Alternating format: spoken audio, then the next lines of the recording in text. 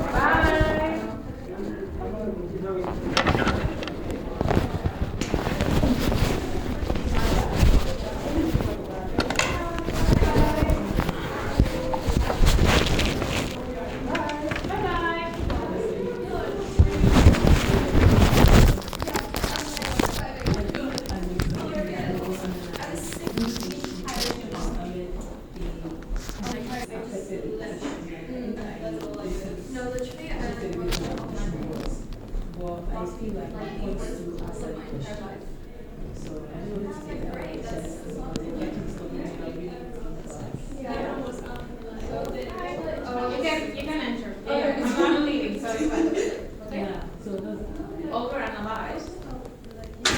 So you were supposed to analyze. Over descriptive or overanalyze? Just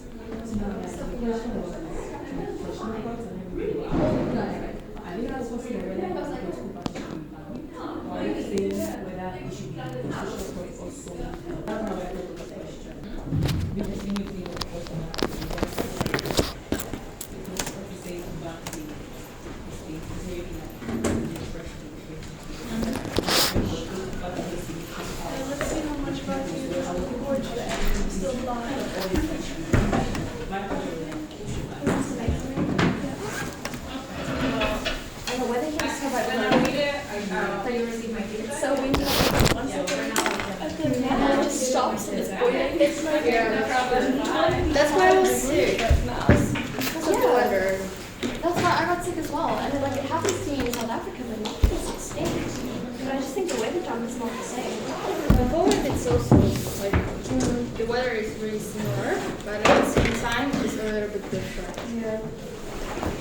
No, but I was joking with my friends that the first 2 weeks of university everyone is sick. Yeah, everyone. No, here's my issue, right? Is that the autumn here, how cold it gets in autumn here, is how cold it gets in winter in South Africa. It does not get much colder than that. Okay. So for me, it was going from straight summer to just straight winter. oh, wait till December and Everyone's just warning me, and I'm so scared. I'm surprised by how windy it gets here. It's so far inland. I mean, sure, there's the river, but where is all this wind coming from? Yeah, that's true. And the worst part is when it gets dark at 4:30. Oh no. But you'll get used to it. Everyone says that, and then it hits, and you're like, ah. I mean, you have to. Right? I think I'll struggle with, I'm from Sweden and I'm used to a very wet winter, cold weather. But here I've heard there's more rain, and I hate rain. So, Cycling in the rain. not too fast. I'll walk. I'll have to wear it was there. Have a good tutorial. Bye. Did anyone manage to get those credit tasks done? Because they kept telling me I had to be on the UN network. Yeah, the same. I could do them. It worked with me. It worked with the first, then the second one would not.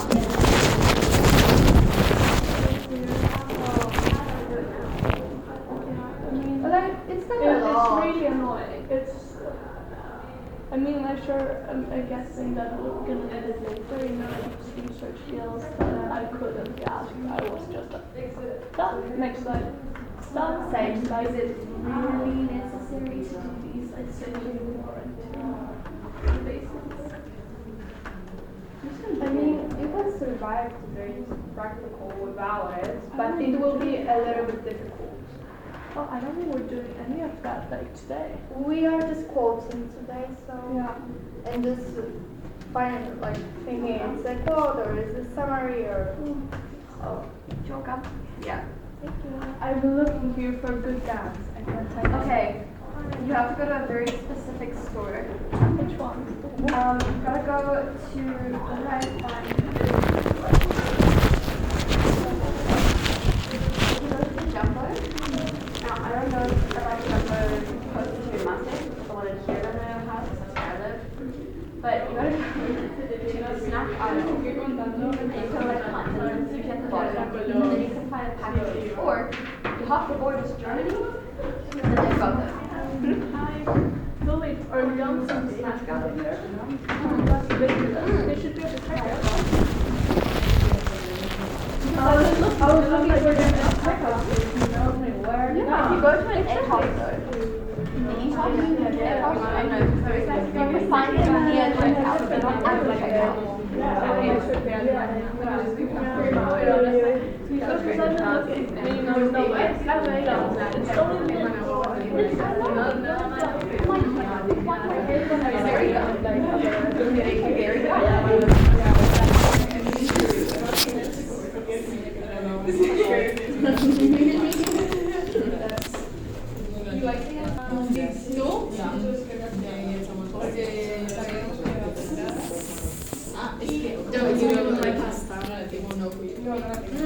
I still have it. Girl. I left it for like later.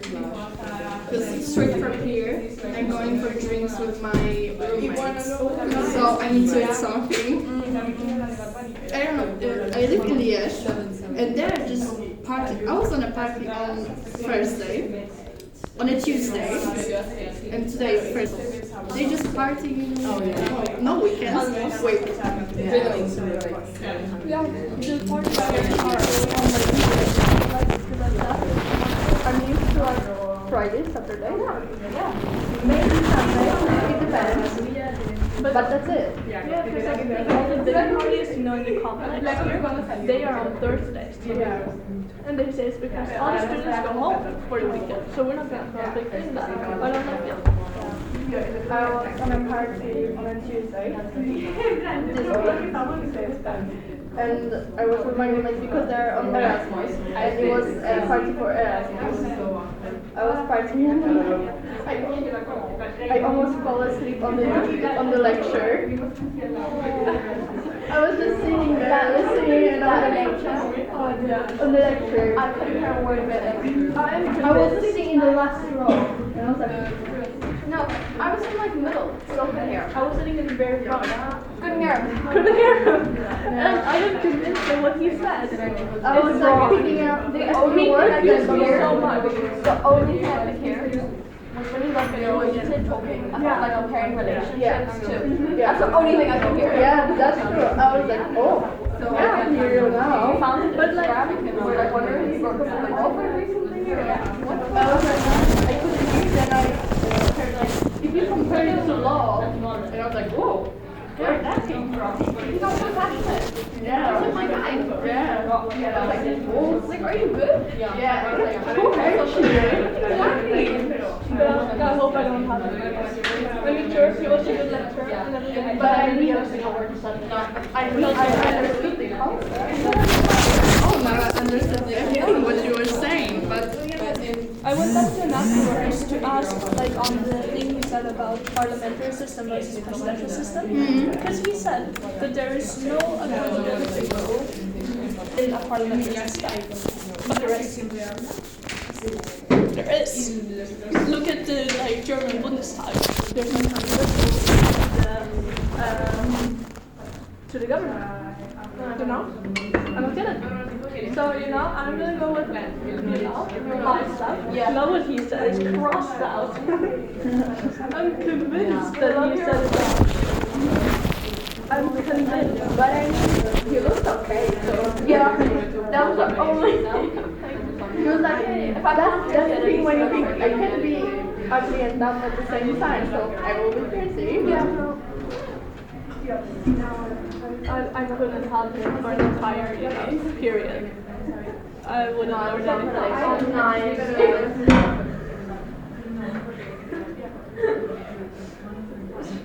Yeah, just take it.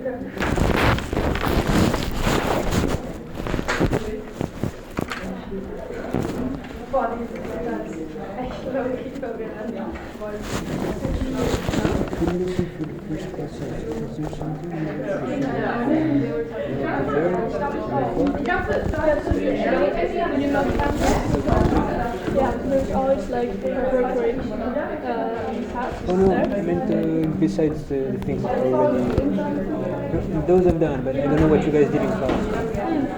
Just like it says here, like the in-class tasks, so we've just been, going through those, talking about them. Yeah. But you didn't do any, sort of projects in class or something that No, not you'll really. need later on? No, we just had, the essay to complete online. That I know, yeah. Yeah, but that's it. When we think about the essay, I know there's an after task about the essay. Do we do that in class? We're supposed to do that here today, yeah. Do you know what it is? It's like a reflection task about the essays, so we're supposed to get some sort of essay written by a student. It's gonna be like Oh, so another student writes about us, about our essay. we're gonna get assigned an essay, and we're gonna have to give feedback on it. And it's not a real person who's written that essay. Okay, so when the person from the class, Just like an essay that some sort of professor has written as a template essay, and we have to see if it's good or not. okay, so we provide feedback on what we did. Yeah.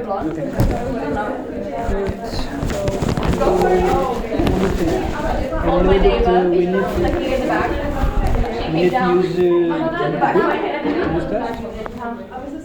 Discuss maybe we share the group for this message that I Yeah, I think you might also back too otherwise. Near like a lot of work, a lot of fire gardens and stuff like that.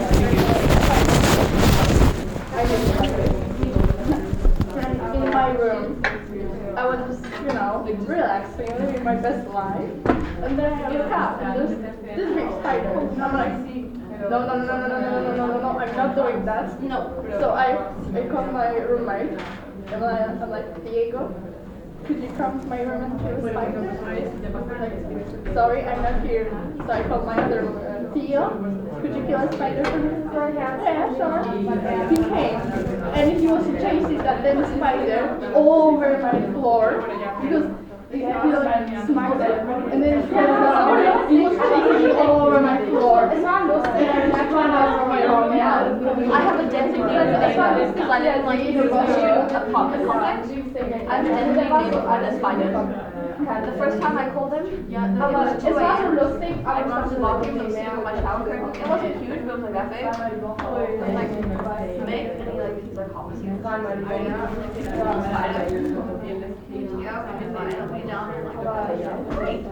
Close that door, did not go in there and told him.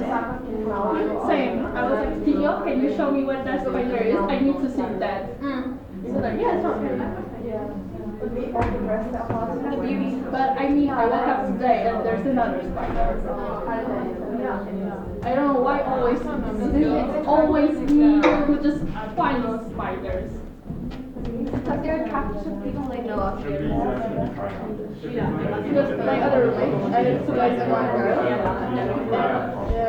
I'm like, Nicole, you can't find a single spider. And I walked into the same room 5 minutes after you, and I found a spider. What is up with that? So,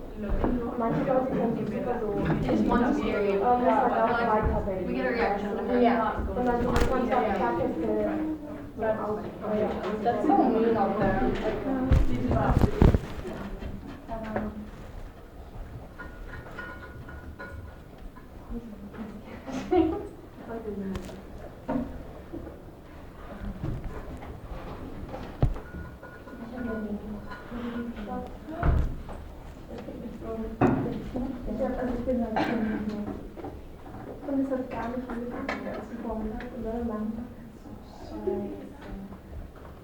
War es am Krankenhaus oder so? Nee, ich hab's schon ein paar Mal. Ach, ja, dann. Dementsprechend mal einmal versucht zu kochen. Das Öl dann gemacht wird, hat ich so ein Öl-Ding. Ich will das erstmal abschauen, dann kann man auch hier. Verbrennung ist so alles.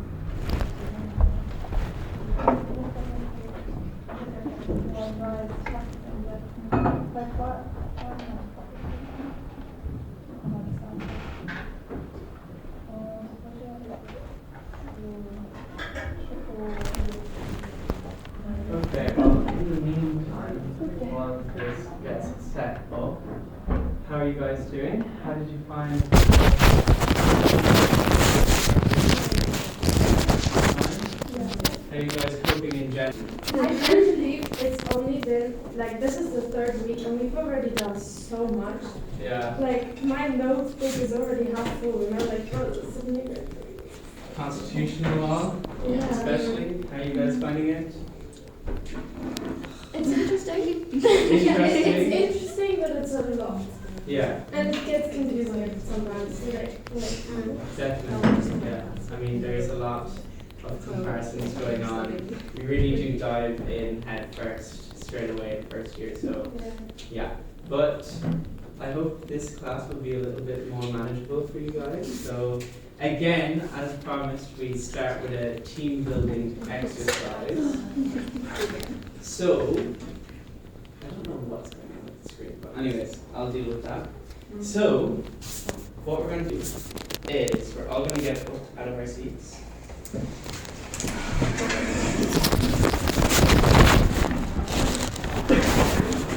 Okay. And what I want you guys to do with, I'm going to say 3-minute time limit, which I'll have on my phone. And without talking whatsoever, you guys have to be able to order yourselves in a line from youngest to oldest. Okay? With no speaking whatsoever. You can use Like sign language. you can gesture, but no speaking. Okay? So 3, 2, 1, go.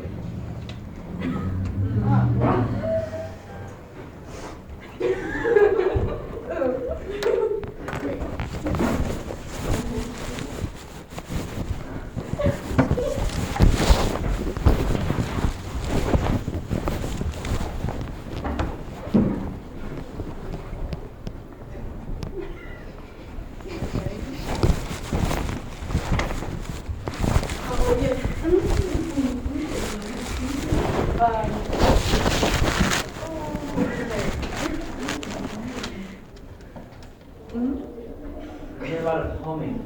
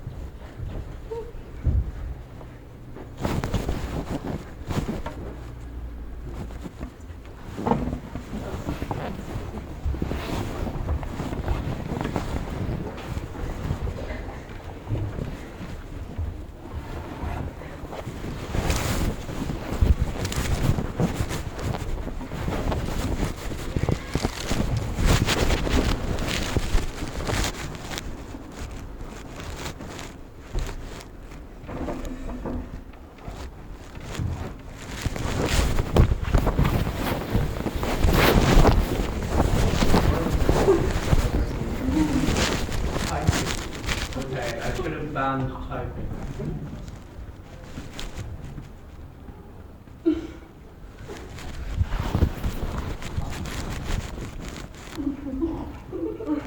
Okay, 1 minute left, and then I'm going to do a check.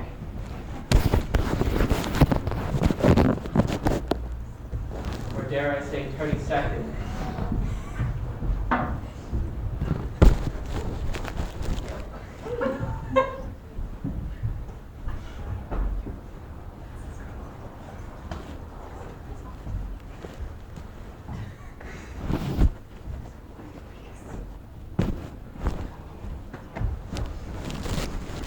Ten, 9, 8, 7, 6, 5, 4, 3, 2, 1.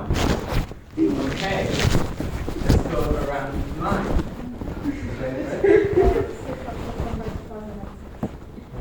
14th of March, 06.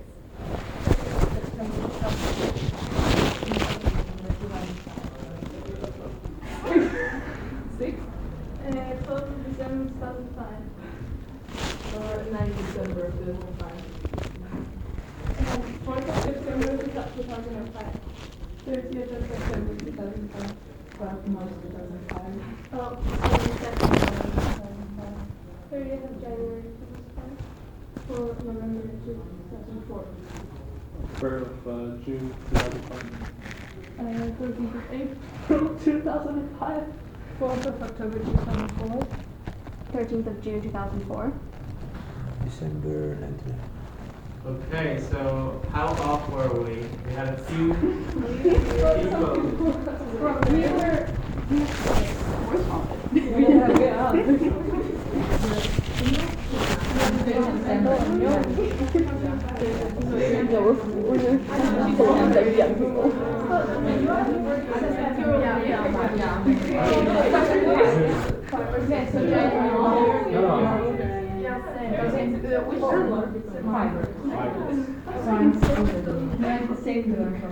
Yeah, no, we just I'm May. Yeah. So you're Oh my god. Hey, Oh, yeah. Yeah, 2004. Yeah, exactly. Yeah. Mine's March. Okay, mine's Oh, so, okay. Yeah. So now you're in the right order? Yeah. Okay, we can sit back down. I'm going.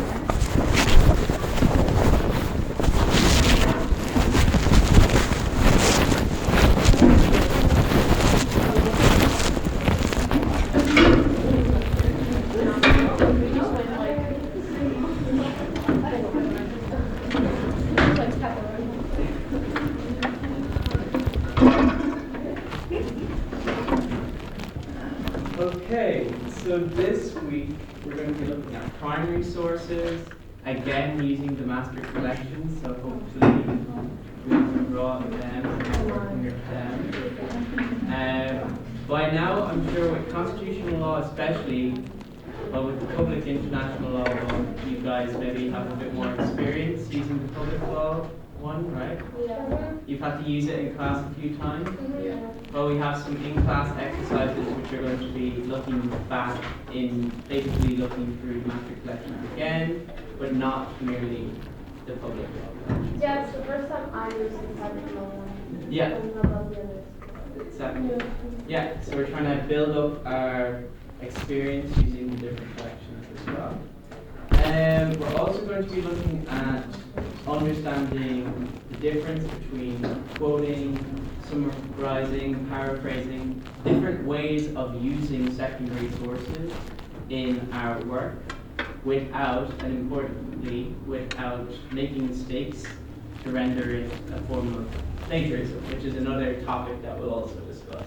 So this is just to clarify for you guys, as first years, how to develop these skills and avoid future mistakes in, for instance, you have the constitutional law midterm assignment at some point, right? That's coming up as well. So these are all going to be relevant skills for you guys in that area. And then, how did you guys get on with the essays? I haven't looked at all of them, but skim read a few. Actually, I think. Interesting? I think for the first essay we had to write, I think it was pretty okay. Pretty okay? It was a great topic. You Yeah, like I the got topic? to really like the topic. Yeah? At some point I had like a block, but then I got up. Anyone else? I thought it was quite fun to see like how to approach the argument and to kind of like try and find the different sources that could contradict each other. Yeah, yeah. So developing your legal reasoning skills. And also, how did you guys get on with the reflection phase? Because we really don't want that to be superficial. We do put emphasis equally on being able to critically reflect on your own work. They're skills that we're also going to be developing in the next task. So how did you guys find that? I think it was fine. Yeah, it's not something I think most of us did in high school. So you never want to think, oh, I'm wrong. But I think it was quite useful because now I kind of like after reading it, like I know when the next essay I want to focus on. Yeah. Anyone else?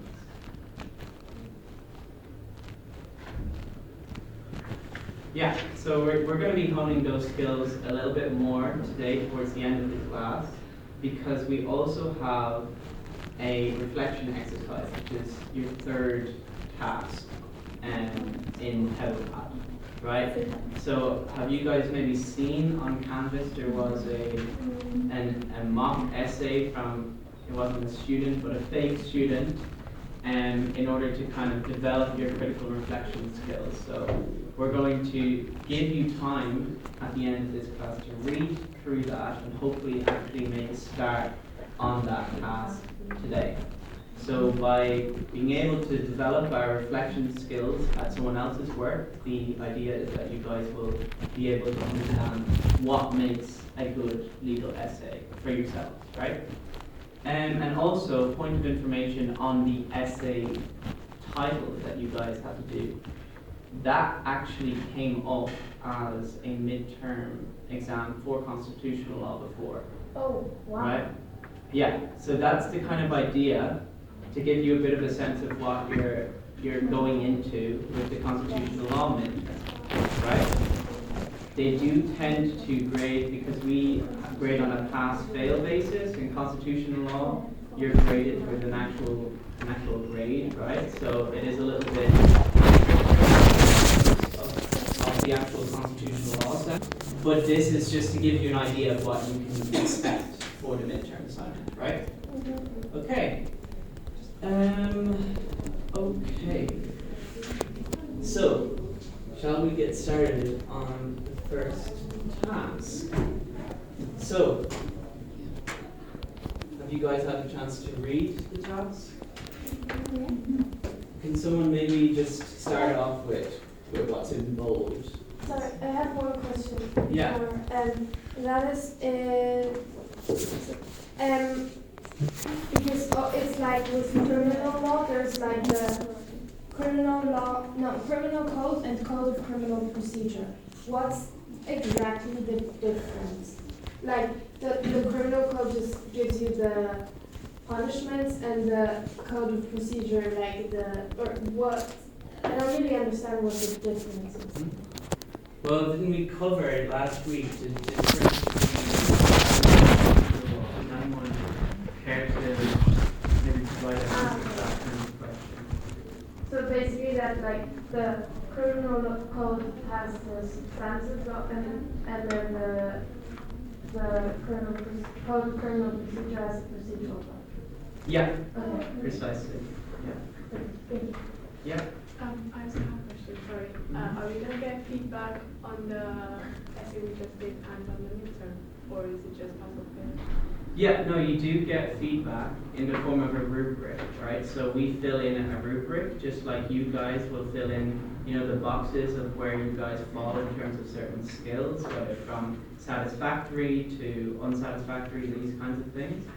We don't actually provide written feedback per se on these assignments, but for the reflection assignments, we do provide written feedback, okay? So for the first one, there won't be written feedback for you guys, we'll just fill in the rubric for you, okay?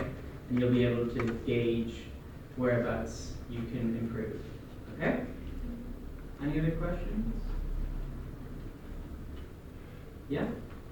Okay, so shall we start with the first in-class task? So what is the exercise here asking us to do? Basically to look up in the master collection the answers. Mm-hmm. Or like find the answers and the best ways to go in the Yeah, exactly. So we're finding the answers to these questions by using the master collections. And what I really want you guys to develop in this task is to cite provisions. Okay? Recall in the week 2 outline, there was a whole list of abbreviations provided of all of the different abbreviated forms of different provisions, whether it be the French civil procedure, civil code, criminal codes, constitutional provisions. All of those abbreviations are provided in the outline of the week 2 under modules, right? So what we're going to do is find the answers. I'm going to have you work in pairs in order to find the answers to these questions. I want you to type the answer to the question using the abbreviated forms that you find in the outline list from week 2. Right? Before we do that, I think I forgot to take the roll, so we're going to go back to the roll first. So we've Carla Sophia. Yeah. Melissa? No. Lucia? And Yorani? And Saul? I feel like I mispronounced that name. She's not here. And Jiwon? Gaia? Lynn? Paul? Nicolina? Here. Chenoa? Philip? Vanessa? Alright. Julia? Carmen? Lydia? Yeah. Amelia? Lara? Violetta? Caroline? Edla? Yep. And yours. Okay. Perfect. And Paul, I don't believe we've been introduced. No, this is my first lesson. This is your first class? Yeah. Maybe because on the first class we all introduced ourselves and just said where we're from.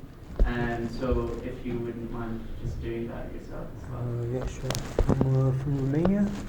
I initially started studying in Eindhoven business, but then I decided to take a gap year and I came here. And that's a short summary. Perfect, thanks Paul. Hello. Okay, well, thanks very much Paul. Yeah, all good? Okay, so what's the first question? Does someone care to read? Within how many years of imprisonment is murder punishable in France? Exactly. So I'm going to ask you to pair up, figure out which master collection you need to answer this question, and then find the answer, but also cite it correctly using the abbreviated forms. Alright, so any questions on the task? Are we all clear? Okay, let's go.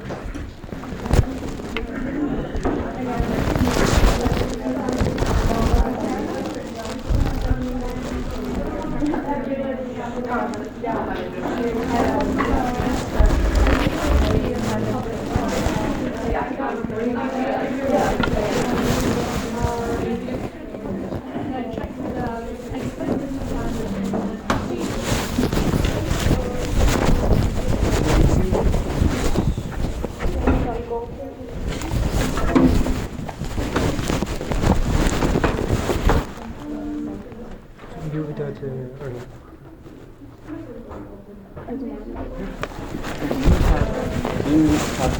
reflections by any chance? No, I'm still. You're still trying to get that? Okay, yeah. We can share for today, but just so you know for future classes. Yeah, I'm gonna need it for the whole year, right? Sorry? I'm gonna need it for the whole year, right? Yeah, exactly.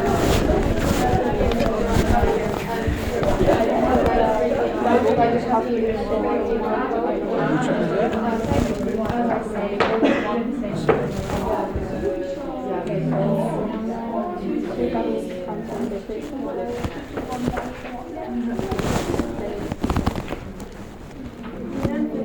How do you know this is not in there?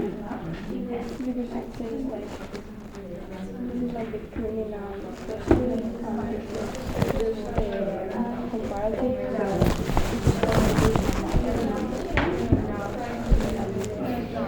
I'm just think about it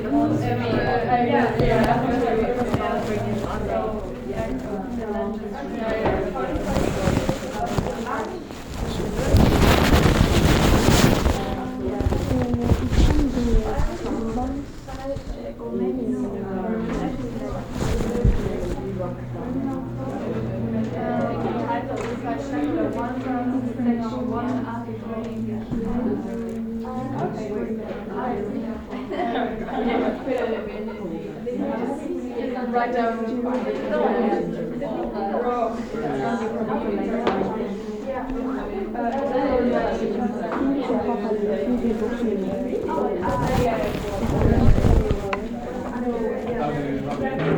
Okay, then how much did you pay for the book? This is supposed to be 4 books, so it's like 100. Per book? Or No, in total? for books.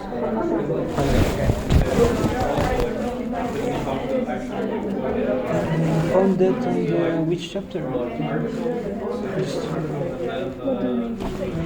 Can you find the link to the books? Which one did you get there? I'm not sure where. Because like even in chapter 2, the articles go they don't have that. Okay, you say French criminal law. You said French criminal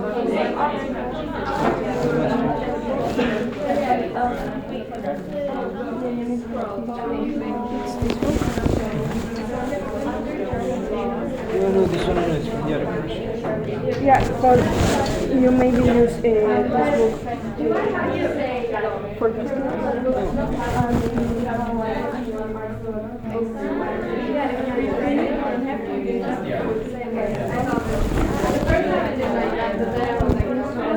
But the way that you writing is actually when so you write the article and write the abbreviation right after. Exactly the stuff. He's trying to find the budget. You guys get it? Yeah? Okay.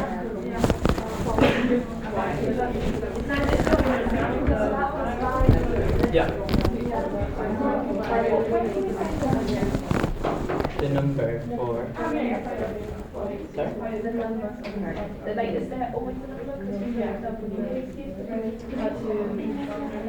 It's also for the article. You don't want it? Oh, right, okay. And the criminal law, they have it's fine article 1, 2, just 3, cite 4, the article. one specific for this. I think it's good to write it. Yeah.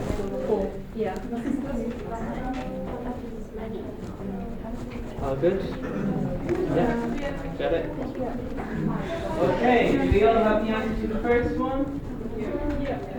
What's the answer?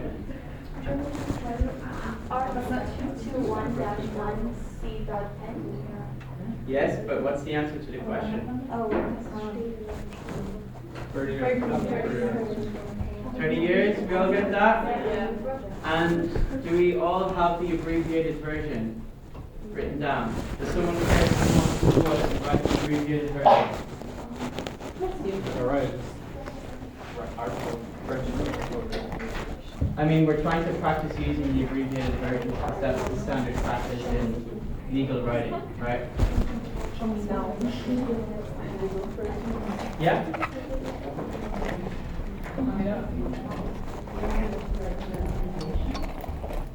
The abbreviation, yeah. Well,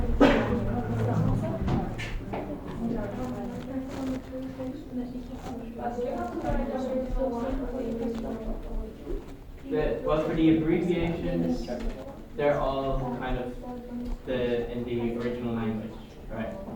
So yeah. Thank you. Okay. Second question. What is it? Would someone care to read? Who exercises the powers of the German federal president in case the latter is prevented from exercising his power functions? Actually, what we'll do from now, because you get the point of the exercise, we'll tackle all of the rest of the questions, and then I'll invite people to come up and write the answers on the board afterwards, okay? So we do them all at once. All at once. So how long do you guys think you need to be able to complete the task? Sorry? I already did it. You already did it? Yeah, well, for the others, okay. 10 minutes? Yeah. Okay, let's go for 10 minutes. Alright. The book, or just write in your room and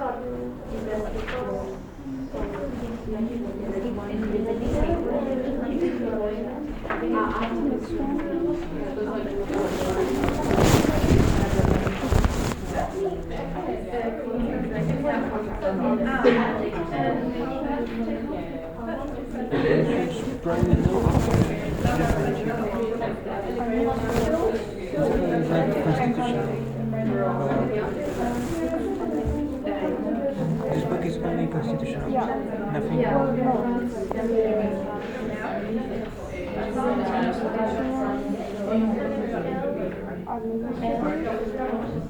It might be administrative. Could be something. German administrative procedure.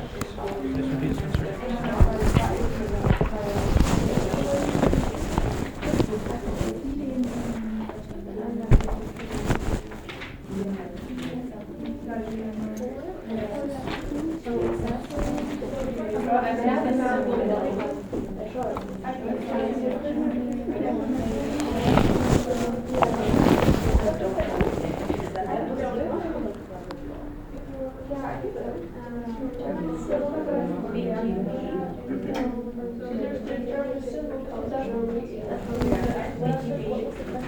So it says here that it has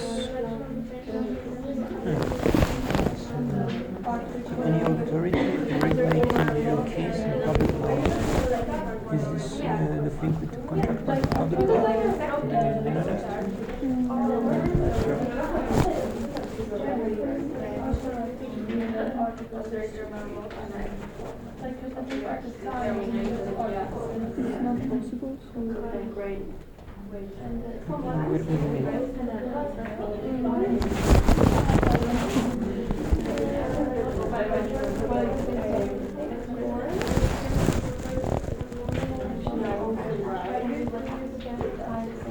Wait a minute.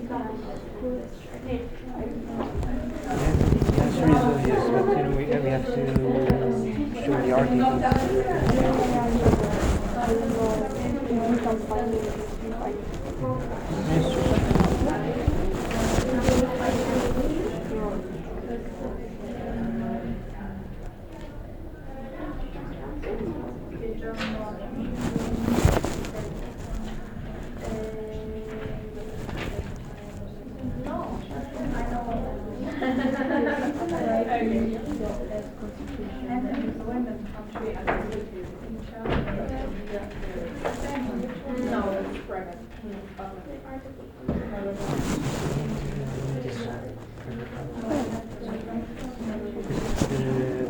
The contract was part of the contract law, but I didn't know what that was referred to, so it is part of the problem. I'm not here.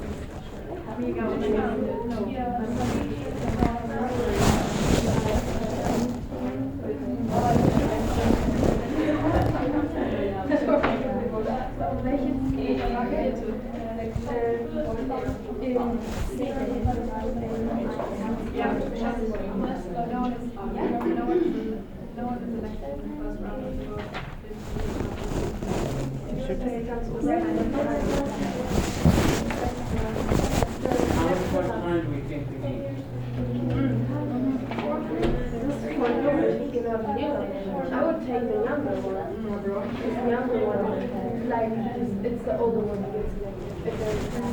I would take the younger one because the younger one knows more about the stuff. I trust we know what's actually happening.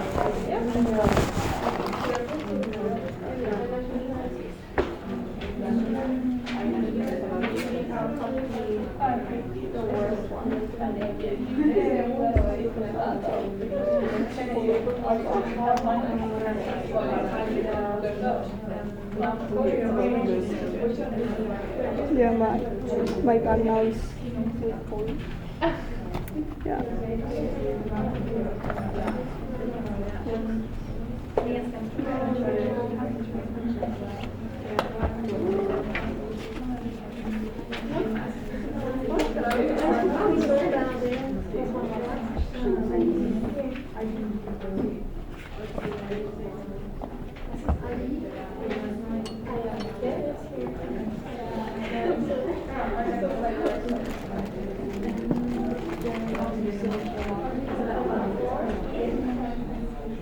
Come you find something?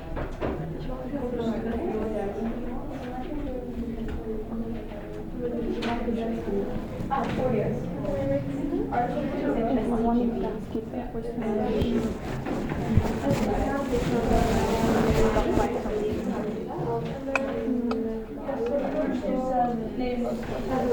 Cover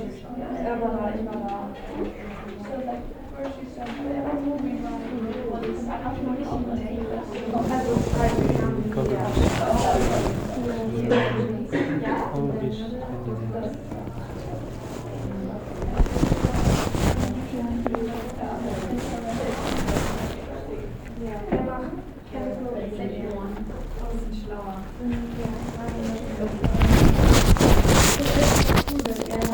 In Mexico, in America, in Belgium, and in Germany. As well as in Do you want to try? Huh? Do you want to try?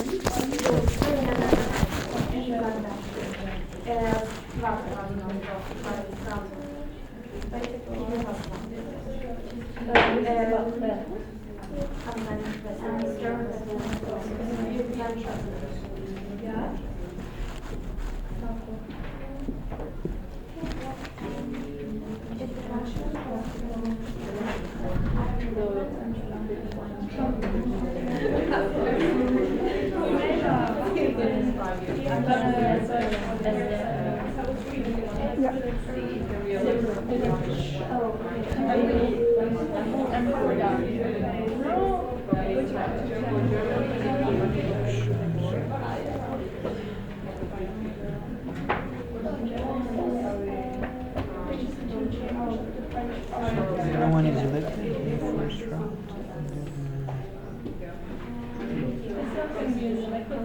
Increase of the tide of all this. So it's Article 10, 1 to 6. This one. And subsection 2. And the third row.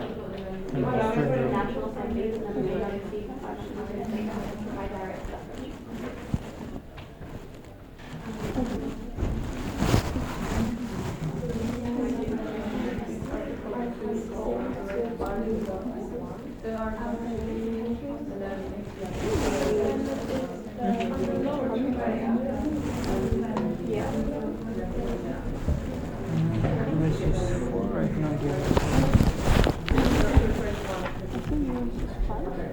No, yes, it's 4.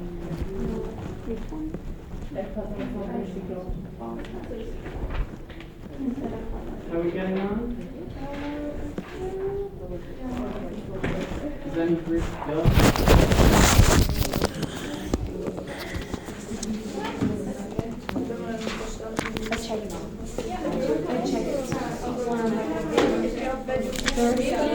There's basic law, the federal election, and then there's administrative law.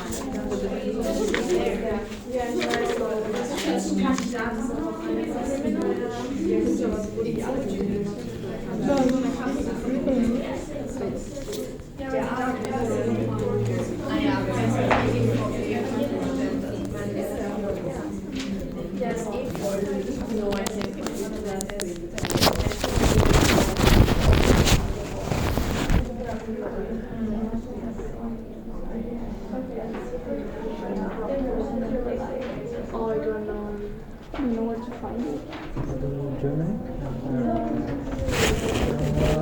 It has to be with the with the president. With the council.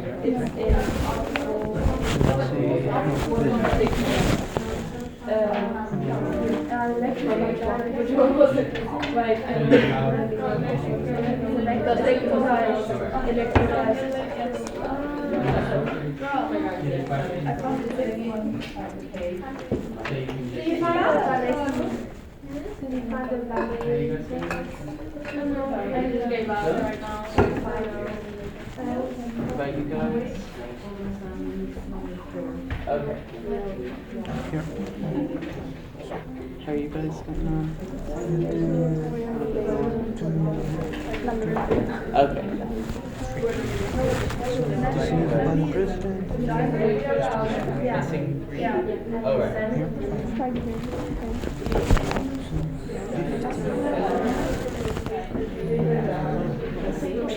Subsection.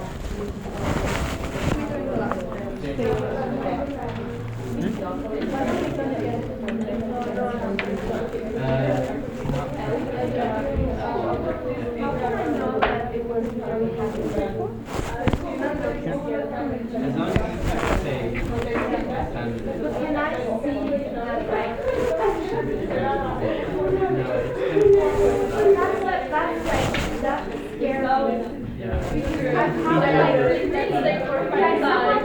Place the number there. This one is 4 and 5. Yeah.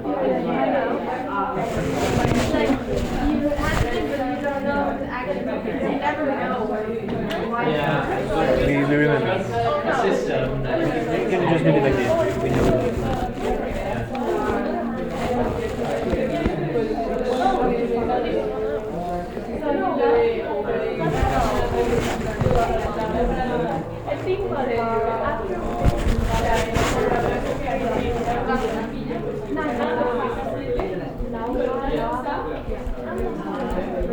You good?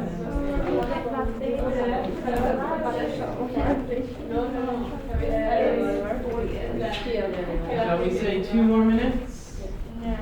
Is that enough time for everyone to complete? Yeah?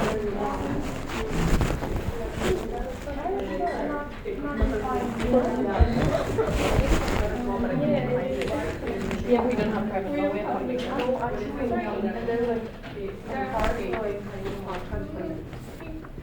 Cool.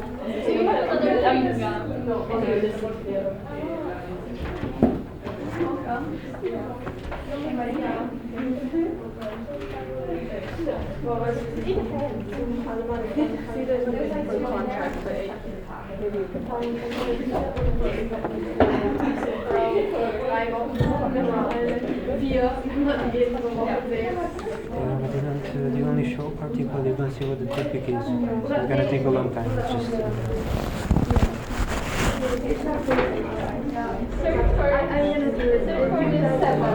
one of the people.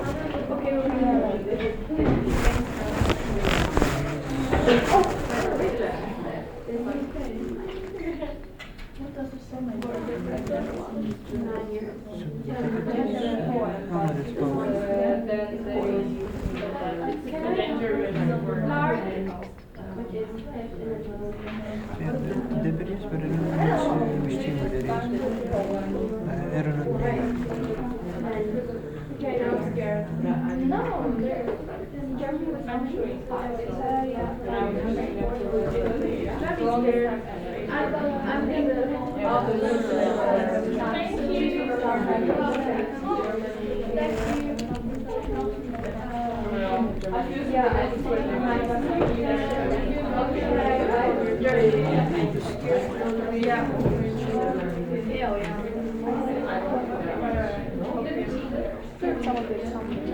Maybe something here, because it's like a really basic.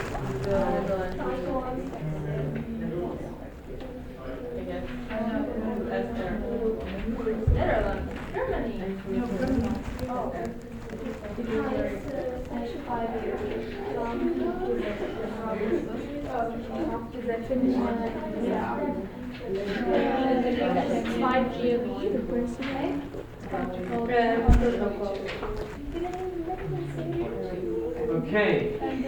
Are we all ready?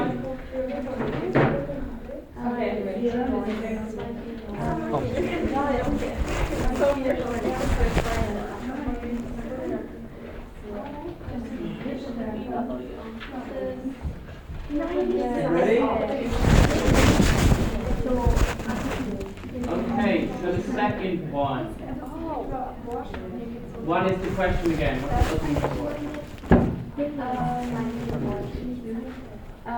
Who exercises the powers of the German federal president in case the latter is prevented from exercising his or her functions?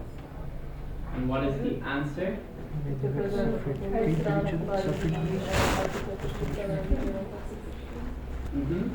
And do you care, does someone care to write the write the Article 57 and abbreviated version? Yeah? Just so we all know how we're writing these in our essays.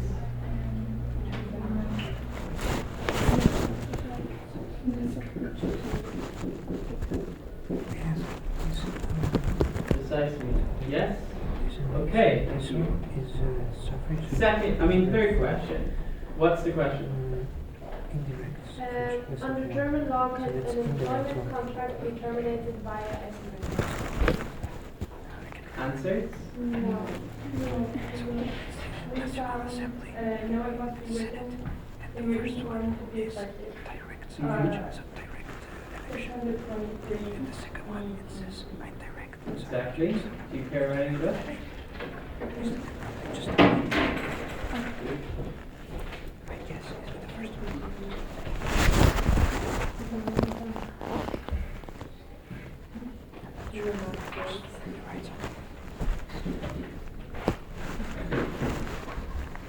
Thank you. Okay. Fourth question. What is it? In election for the French National Assembly, what happens if there is a tie in the second round of voting between two candidates in a district? What happens? The older candidates are elected. Legal basis? Article L 126 of the electoral law. Of the French electoral code? Yeah, exactly. And how do we write this? One on the board? See, So maybe we have volunteer?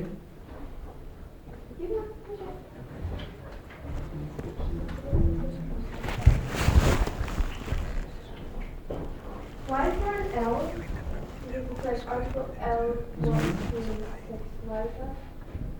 Does anyone happen to know why French provisions have these L's?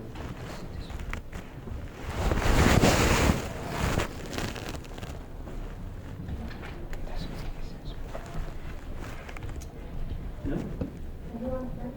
Maybe we can actually all try look this one up because it's an interesting question. For the Louis thing, like, because it says always in the beginning, like in parentheses, Louis, and then, Yeah. but I don't know what Louis means. Shall we all try to figure it out? Luckily we have something called the internet which has most answers. Letter, but that's not French. Left or left? Definite article. Okay? Definite article. Anyone know the difference? The non-amendment or hard to amend.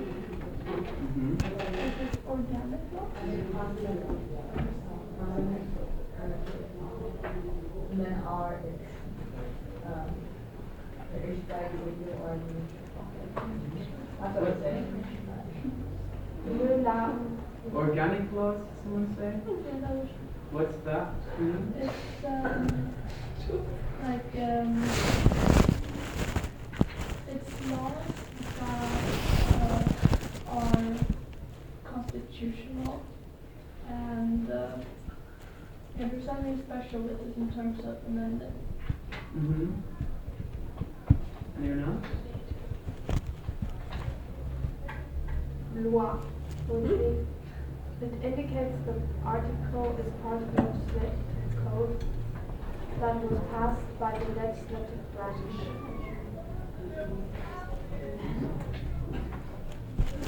Oh, so R is regulation, D is the decree, and L is law. I'm confused.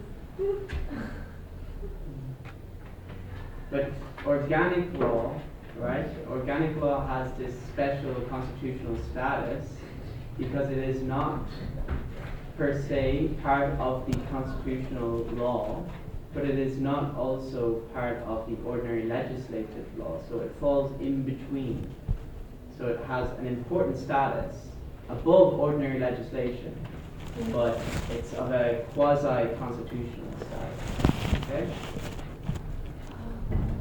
Right? Okay, so what is, did we write that one on the board? Yeah, we did. Okay. What's the next question?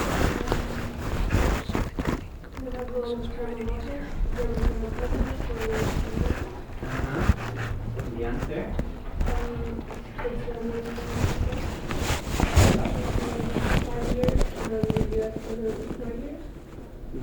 And we have two legal bases for this, right? Yeah, for Germany, it's the German Basic Law Article 54.2, and for the US, it's the US Constitution, Article 2, Section 1. Precisely. And we have basic law already abbreviated, so we don't really need to repeat GG from Gazettes. Do we abbreviate US Constitution in any form? No. Exactly. So we write that out in full always. Okay? Next one. Which of the two chambers of French Parliament is directly elected?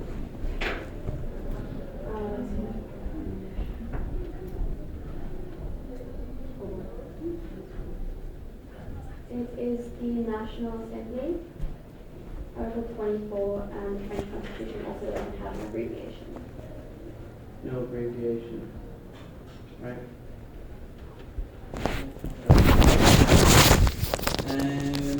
The next one.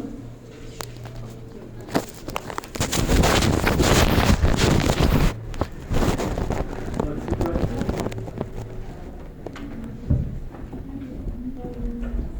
Is the maximum term of imprisonment for the offence of theft higher in the Netherlands or in Germany?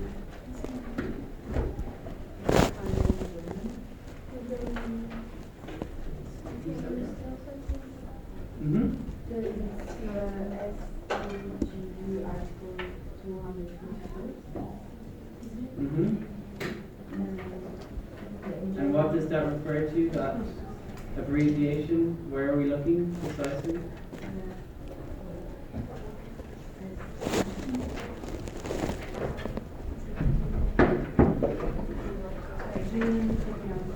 Yeah, exactly. So the German Criminal Code. And then for the Dutch,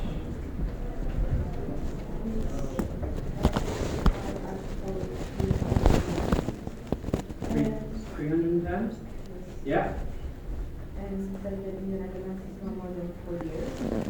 And as says that stands for the Netherlands 3 months. Exactly. Can somebody write those two provisions up? Yeah. So we have an idea what it looks like.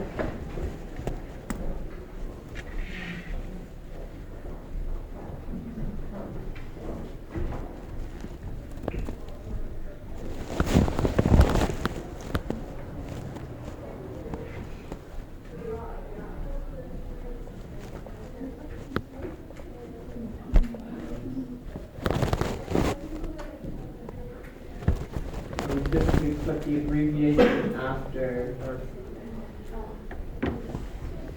Quick question. With question 7, yeah. obviously says the maximum term of imprisonment for the offence of theft. And there's a couple different ones in the thing. But in the Dutch Civil Code, Article 312, it says 15 years for theft with violence involved, and in the German one it's 10 years. For theft with violence involved. Yeah. Just checking.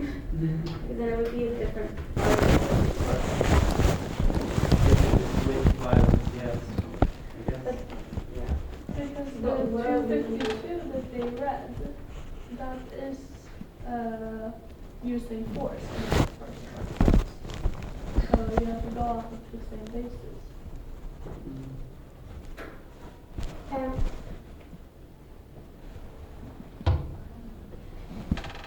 So we're noticing some incongruencies maybe in how they determine their sentencing, right? Yeah. I mean, it's all very specific to whatever state is at hand.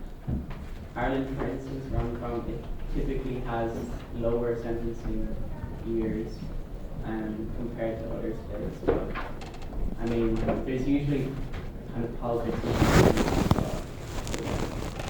interesting incongruencies. Okay, so we all understand how to cite articles or sections or provisions of master collection?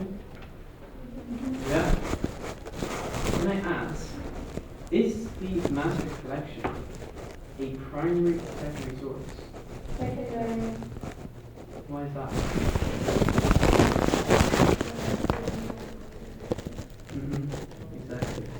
So what's the difference between a primary source and a secondary source?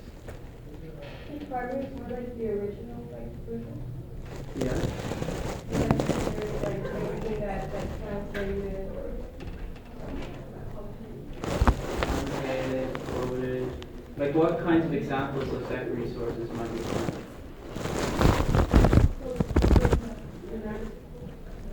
An article, right, in maybe a law journal. Yeah.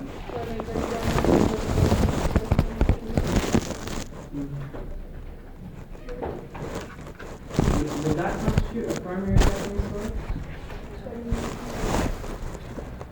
It's an interesting question, right? Because it is the primary law which is translated, and obviously you have to be careful with translations, right? They're not always exactly accurate in different countries. But yeah, interesting point. Other sources of secondary sources? Articles? Mm-hmm.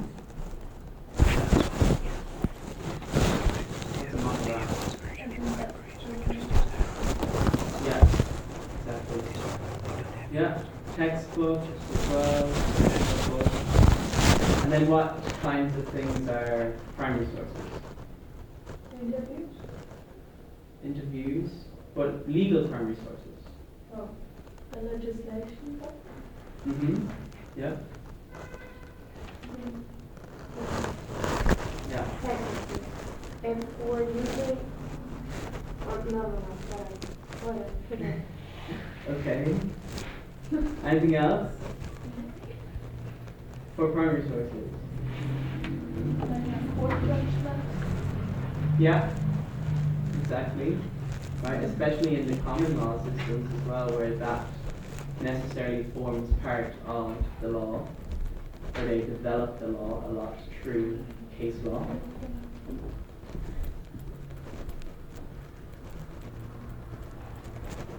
And we understand how the master collections are structured, right? We have this, we have the public law, we have private law, but if we look at the table of contents, what's the difference in how the public law book is separated versus the private law? How do they structure their content? The private one is structured by country rather than topic. Rather than by what? Rather than topic, related to the Yeah. So that's just something to be aware of, because essentially the reason why that is, in a private law, in the attempt to kind of break everything up into subjects or topics, it ends up splitting up the civil codes a little bit too much and things become very confusing. So in order to kind of preserve integrity and easy understanding, the private law book is not by topic, it's just by jurisdiction. So you don't break up the civil code so much, right? Okay. So, before we take a brief break, there is just some information for you guys about the university. So have you, the university library. So have you guys been to the library? No? UCL? I actually got a question about that. Sorry? I actually got a question. Some of the books, I found them in the library and I can use them there. But I want to know if I need any books for the exam, because I can take the books out of the library. Well, the books you'll need for the exam are likely to be the master collections. Only that. Yeah, Okay, but they're closed books. yeah, I need to know if I need to buy the books or not. So only those are the ones that I need for exam. Yeah, well, you'll definitely need to buy the master collections, for sure. Yeah. But there are others. So just to the other ones I don't use in exam, right? What other books? Like, Constitutions compared, I think. oh right, okay, so yeah, but you have the textbook there, and then you also have the constitutions compared documents. And the document is essentially this contains primary sources like the legislation in the master collection. So we advise students who maybe are just taking the class as an elective, who won't be studying law for more than a period, to buy the Constitution's compared documents because it's cheaper. With the textbook, right, that's more of a secondary source to understand materials. And are you taking constitutional law class? Yeah, no, Yeah. I'm familiar with what I want to know is if I need those books in the exam, so while I'm taking the exam. So for constitutional law, it's a closed book exam. You can Okay. bring the documents, constitutional law, Constitution's compared documents. You can't bring the textbook because that just kind of has the answers to questions, right? The documents where it's just legislation, you can bring, right? Okay. Okay, so the library, have you guys checked it out at all? Yeah? A little bit? Yeah. So just for your information, there is a wealth of books and articles available in the library. So if you guys are writing a paper, for instance, your midterm, it may be useful to go to the library and make use of those facilities. For those who prefer doing things more just on their laptops, if you look up the University Library's website, right? Have you guys been on this page before? Some have, some haven't. Right? So if you guys are looking for resources, for instance, this is the tab we go to. Okay, we go straight into the resources tab if we want to find books, if we want to find articles, if we want to find case law, right? And the university essentially has subscriptions with a number of important legal databases. So if you just look up these databases on Google, you won't be able to access because it's through the library website that your student ID allows you to access these case law or the legislation or whatever you might need to research. So this is actually quite important. So there's many different things we can do with this. For instance, if we want to do like a quick one search for maybe a book or something like that, we can just use this panel here. I was researching a bit on hate speech, so we can just look up and usually you can find the books you need, and you can see if it's on like an ebook version, which can be really helpful if you're trying to jot down notes on your laptop. Just click in. Usually it's fairly self-explanatory, and then you can go into all different sections. Yeah. So you can read it, you can use these download sections. There's usually like a limit per book on how much you can download. If you download it, you can print it. But for copyright reasons, you can usually only print around 50 pages of a book. But you can be selective in what pages you want to print. Okay? So, also, if we are trying to get ebooks, journals, if we're trying to look for case law, this is where it's especially very important. It can be quite hard to find specific case law just through a Google search and to have access to it, because usually they're behind a paywall or something like that, right? So this is how you overcome that. You use the database window, and here there's a number of different legal databases which might be of use to you, right? So, for instance, if you're looking for like UK case law, the best database you can use is Westlaw.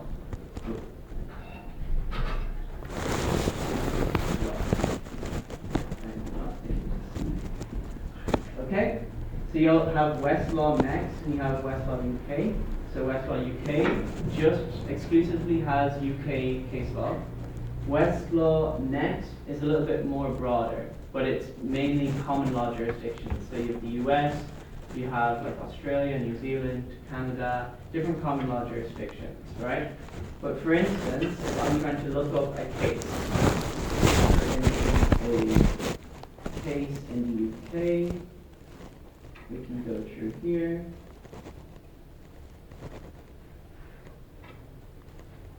Okay, so here is our search bar, and what can be really frustrating for first years is they'll look at the name of the parties in the case, right? So you usually have the two parties of the case in the case name, and they type it in, and usually there'll be like a load of different confusing results, and you can't find exactly which one you're looking for. So the best way to be specific in your case searches is you just use the case citation. So, for instance, if I'm looking up a famous UK case, and I know the case citation, okay? So these are what case citations look like. It usually has the year, and for instance, an abbreviated version of the court, so the appeals court, and a number, right? And you search on it,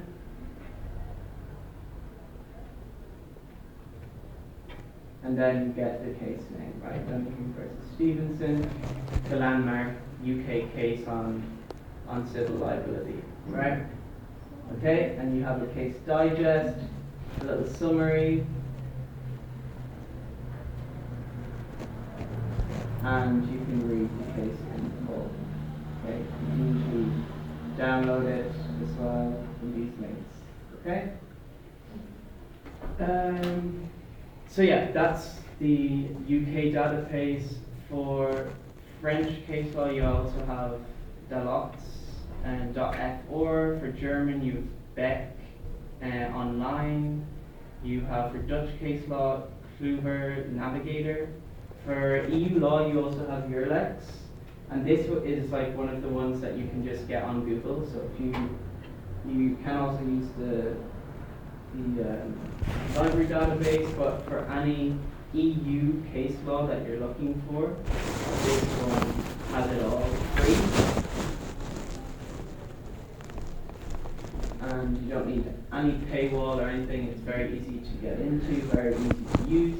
You have case law, national law, case law, and you also should have the treaties and stuff like that, which you already have in your master collections.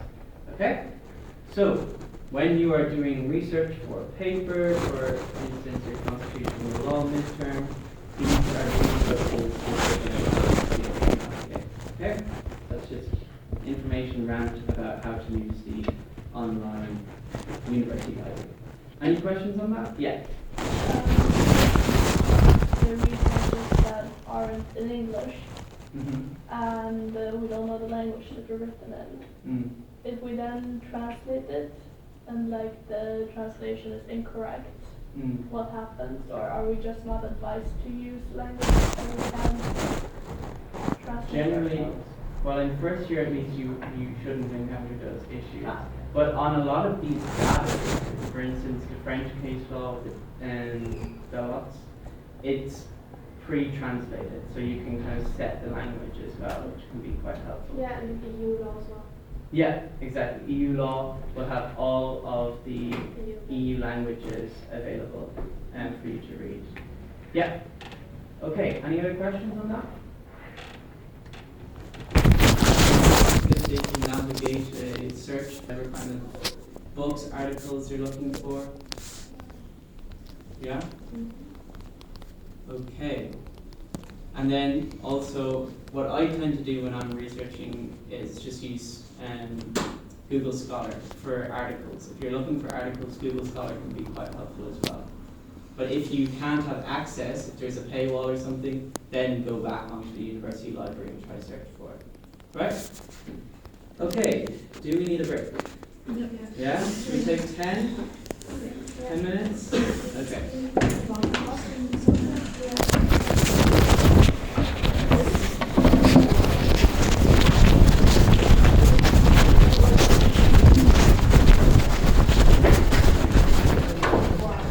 Mm-hmm.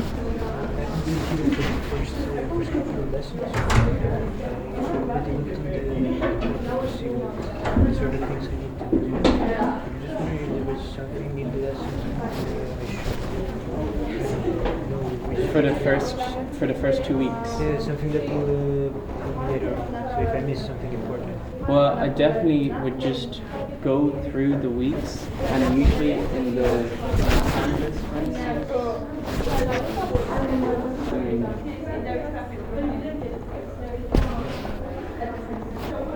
in Canvas you'll find everything that you need to do. I know about the research in online. I'm just wondering if there was something class specific that I didn't. No, everything should be covered. Here. So if you do the tasks and you have any issues, if you can't complete them, for instance, you can either just send me an email. My email will be on the Canvas page, right? Or just ask me in the next class. So just try do all the work which they've already done in the previous 2 weeks, and then you'll be completely up to date. It's not as much as what you have to catch up in on constitutional law, right? Yeah. Yeah, I was just checking if there was anything specific that's not there and you did in class. Nothing specific. Yeah, just generally, yeah. Okay, I have another question that's slightly unrelated. Yeah. Looking for a specific topic from it's kind of related to law, but it's something that I've seen and I want to find another source for it. Okay. It's basically the presumption of innocence, but I've seen it explained in I found it easy to understand manner. Mm-hmm. That the new hypothesis, I already explained it to my other teacher, maybe he knew it. I don't know it, I can show you. Okay. Maybe you know a book or something that I can search this topic and for the presumption of innocence. Yeah, basically, this is what I found. Okay. H0 is one option. Yeah. H1 was the other. And this one represented the defendant. And we assume that this option is that he's innocent, this one that he's guilty. And the main point of the article is that this one, that he's innocent, remains true until this one is proven to the greatest possible extent. Yeah. Basically, the presumption. But the way it was explained was so that I found it it's easy to understand. Through the language of like statistics, you found it easier to I found understand. it was really clear.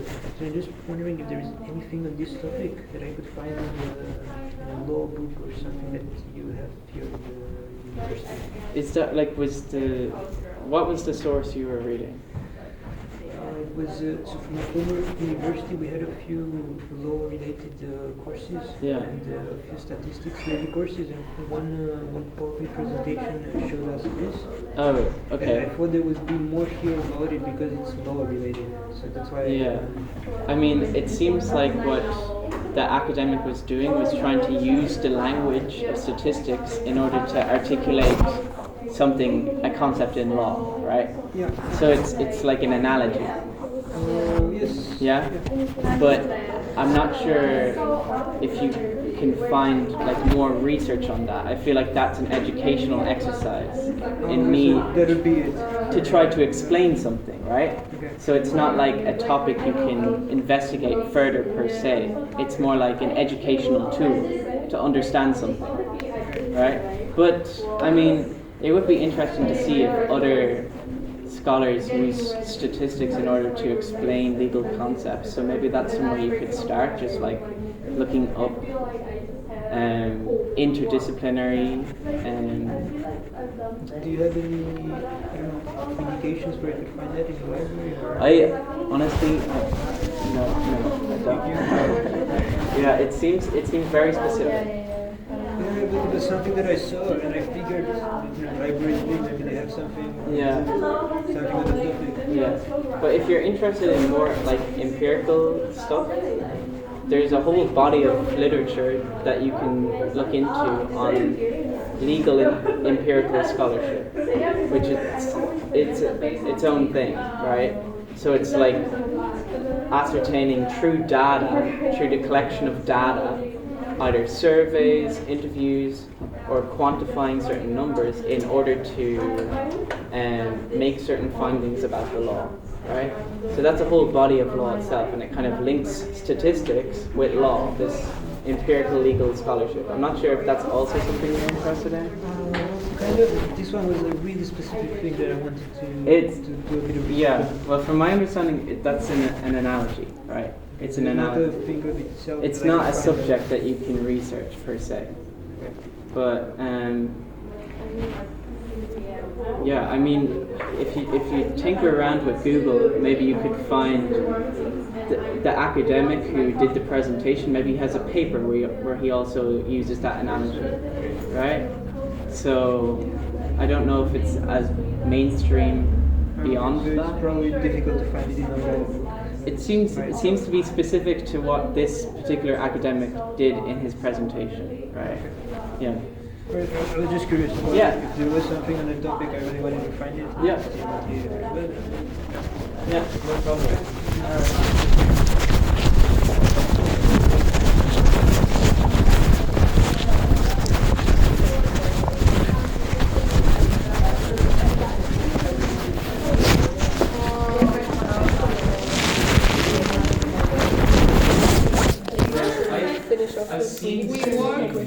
We wake up at like, say, normal person, like 5, 6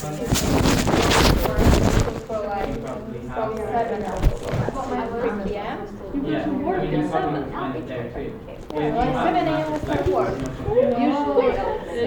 All it is it contains education, like We all perspective. work like from 7. Master questions It more depends about- on the work you're doing, but the average is like from 7 a.m. to 3 p.m.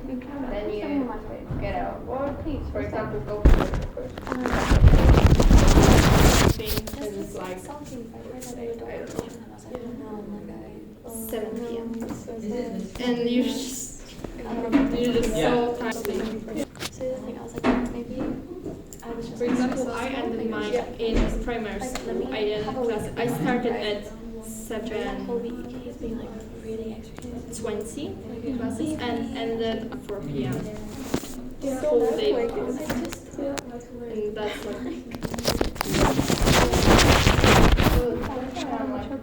So early and everything. But for period, We end our work late, so we have like those few hours just by searching. So we actually and here, yeah, dead. no.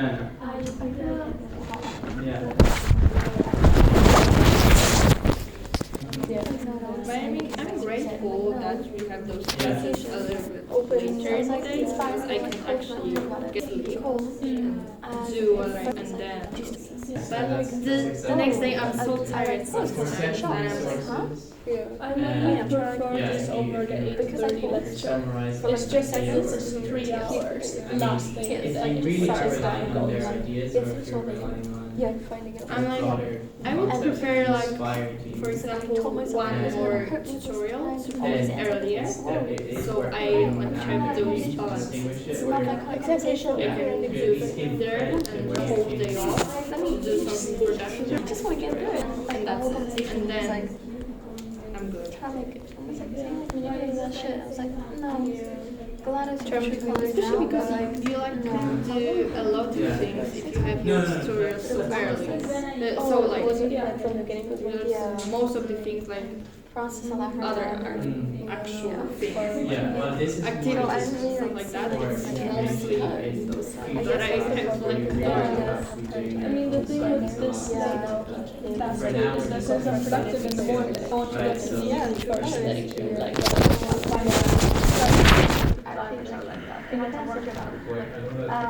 Sure, I don't have a hardship, but I am on the other side of the river, you know, close to the station. You know where the pole is? Yeah, I live in one of those houses. Oh, yeah. So it's, you know, 5-minute-ish bike ride, but which isn't far at all, but it still feels like it's gonna take me long to go from here home, have lunch, stay there for a bit, go back. So instead I end up staying the whole day at the university,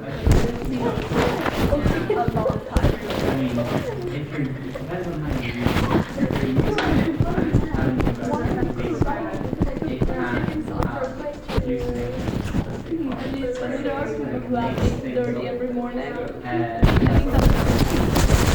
If you're I'm used to reading early classes. But if So you're just using it I'm like, for I can live with this. Yeah. It's just like knowing that you will have to get up when your alarm rings. That's like, Yeah, like I've been talking to that for like we have. no stress anymore then. I was like, I've been a little today, like happening. I set my alarm for like 8 I'm gonna a.m. clean my apartment Because while I I took a have nap. to get some stuff done.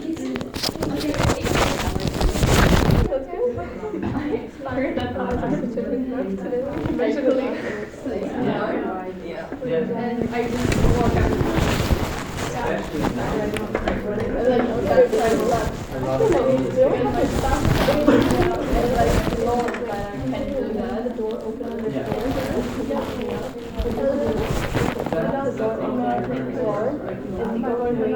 And he has classes every single morning at 8:30. And so he sets an alarm for 7, which means that I wake up at 7. And sure, I stay. Sometimes sleep for a bit longer, but you know, I hear you have him making breakfast. Yeah. I hear him upstairs. I wake up, yeah, I'm just getting In my house, Because we have 3 floors. My floor, I have a roommate. Other floors, like 1 room for each roommate. And my roommate is getting up at 7, so I have roommates. But my other roommates, their wake up is like after Okay, me. we're gonna get So, started. The thing with trains here is like you never traced. it's a nightmare. Okay.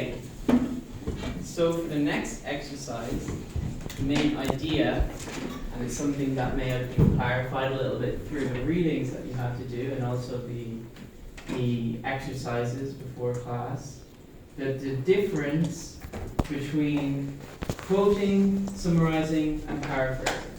So we're now looking at how to utilize secondary sources, right? How to utilize them properly.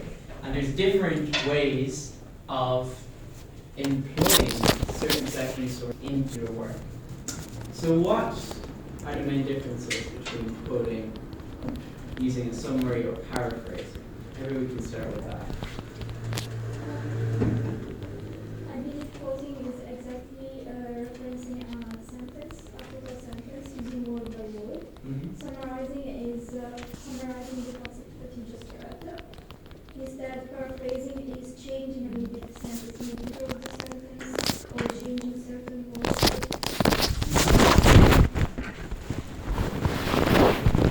Is that one between summarizing something and paraphrasing it? What do we think?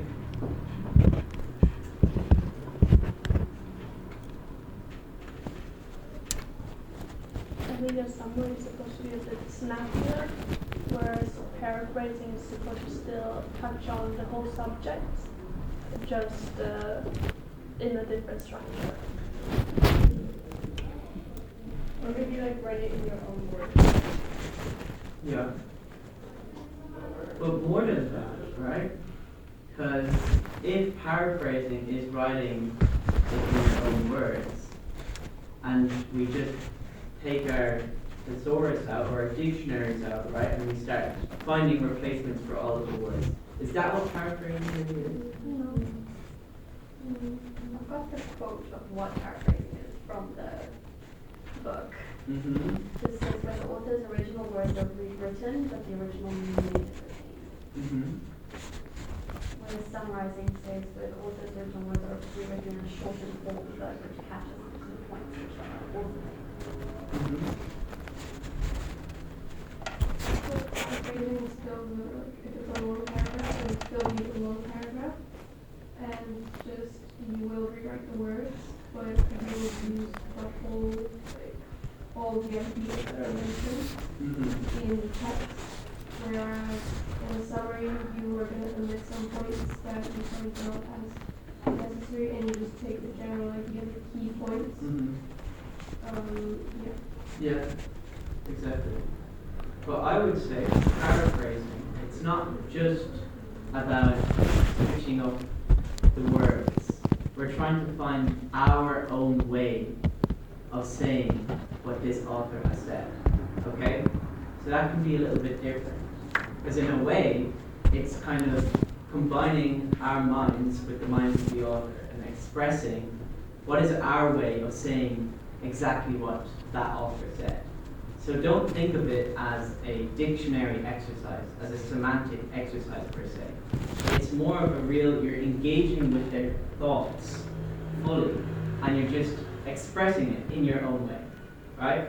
So that should be your check for whether you're paraphrasing or just copying, for instance. Okay? Yeah, but like, if you're paraphrasing, it's still considered like plagiarism.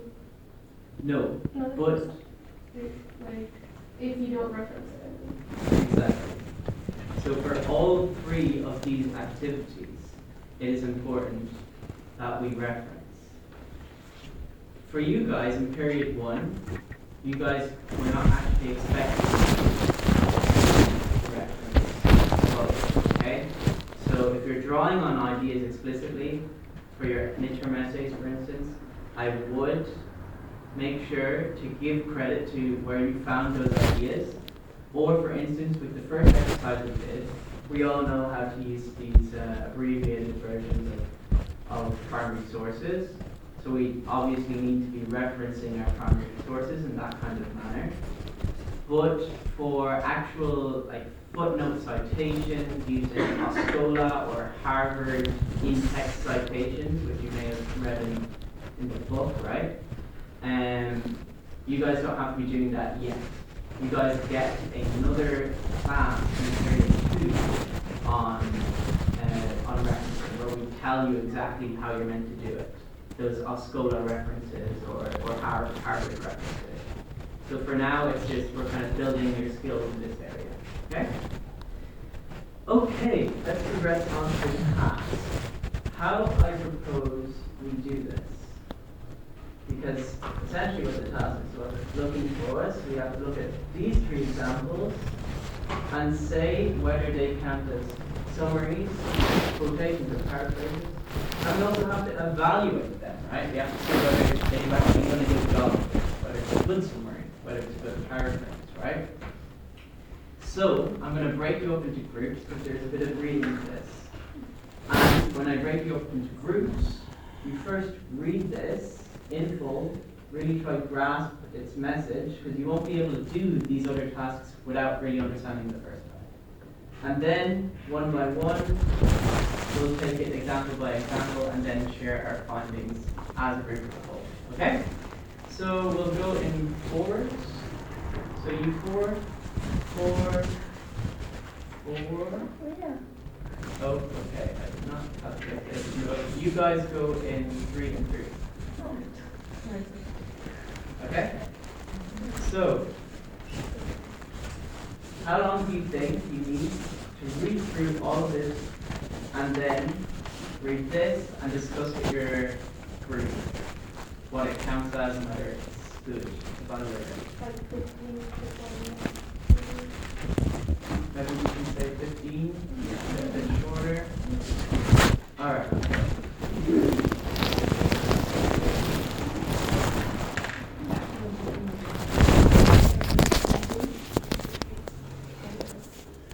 Every single one. I need to read that.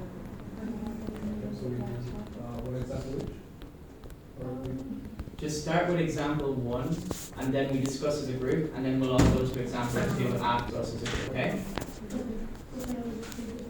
Right.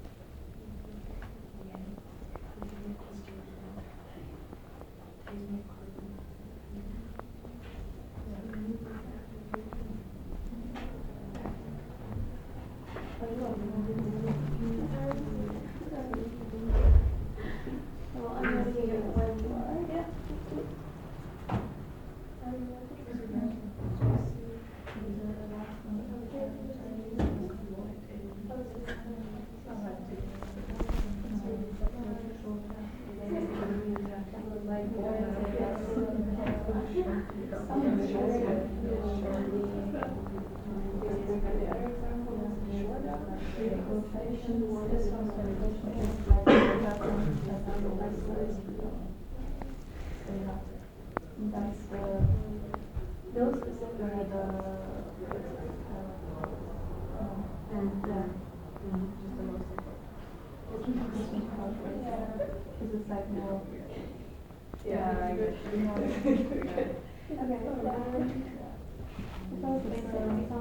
I couldn't do better.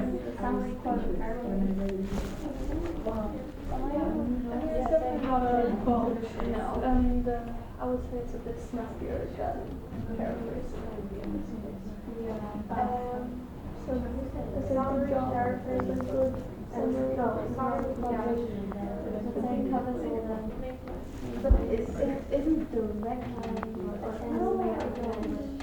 It's like very close to the actual text. Paraphrase.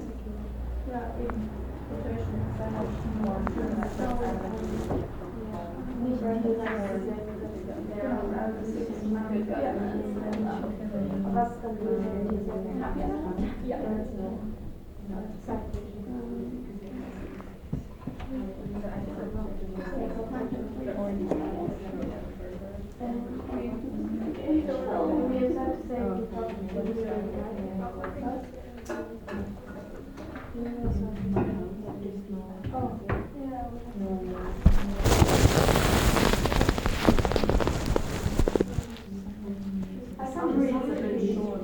But that's what's so what's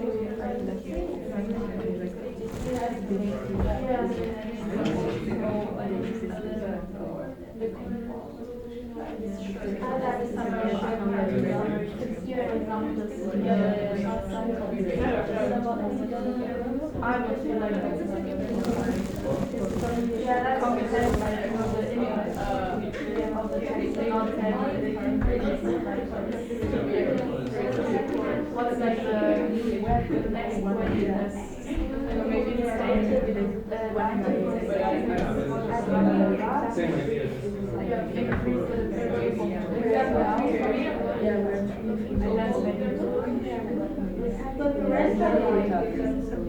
No, I mean, the rest of the first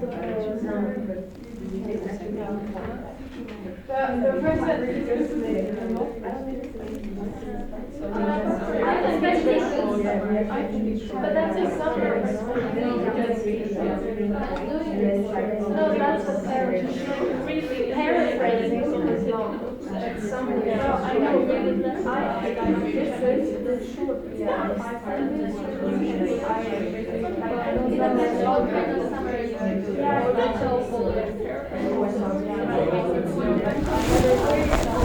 Okay, do we have example 1 done? Any idea for example 1? Okay. Why? Because it's very short and just mentions the most important thing in the, or like this person thinks is most important to know from the text of the book. Do you all agree? Yeah. And what do you think of the quality of this summary? Is it a good summary, a bad summary? I think it was very to the point. Very brief. Yeah. All the key points in there. Good. Sometimes it's better to have just, brief summary instead of, a very long summary, but, have the things on point rather than, all. Exactly, yeah. So you think all the relevant information is captured in some sense in the summary? Yeah? I think the language is good, like when you use it because it doesn't use other words, just shorten it. Condensed, right? Yeah. Yeah. Yeah, okay. Shall we progress to the second example? Have you guys had a chance to read it, or we'll go? Yeah, we'll read it first. Good.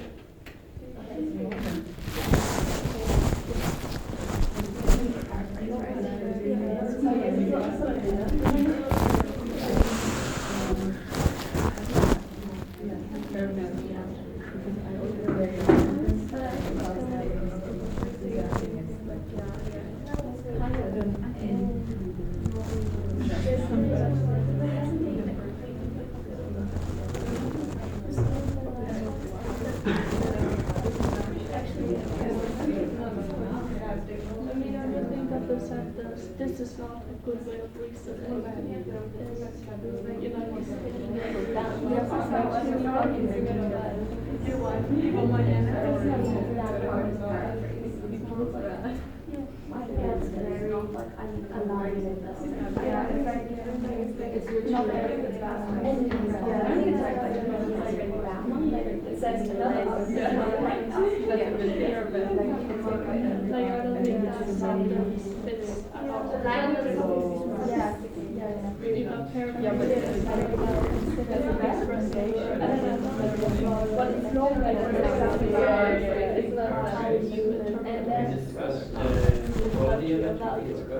Good?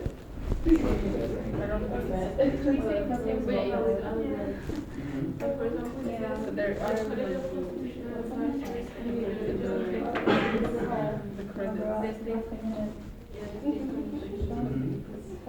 Yeah. But I don't know if that's like. Yeah, maybe we can also discuss other aspects of whether it's a good summary or paragraph. Yeah. What do you guys think? Yeah. We're just discussing if it's good or bad. What do you think it is?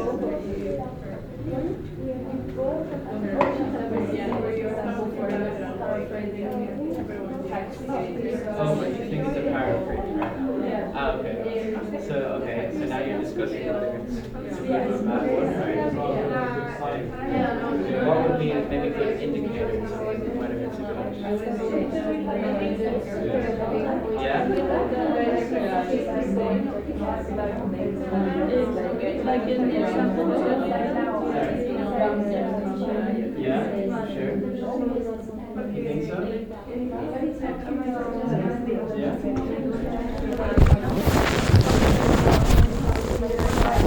How are we getting on? Are we done with the second one? Yeah. Ready to share? What do we think it is? We all listening? Yeah. What do we think it is, the second one? paraphrasing? Why do you think so? Because they're trying to like a real idea in their own words. And just like the original idea, you could see it here and there, but it's like completely rephrased. Yeah. Do we think it's a good or bad paraphrase? Bad? So I don't think it's very correct. It's not that clear. And I think in certain words there are like wrong information, like not really correct information. An example is that after controlling it says we strictly do all research to ensure that different states stick to the lowest standards laid down in treaties. But that's not what the main original text says. It just says that it's related to international law, so it's also contain different legal systems. Okay. So I don't think it's very well done. So you don't think it's actually correctly translating the information in the original text? I don't think it was probably well. Okay. Anyone else? We have different views over here.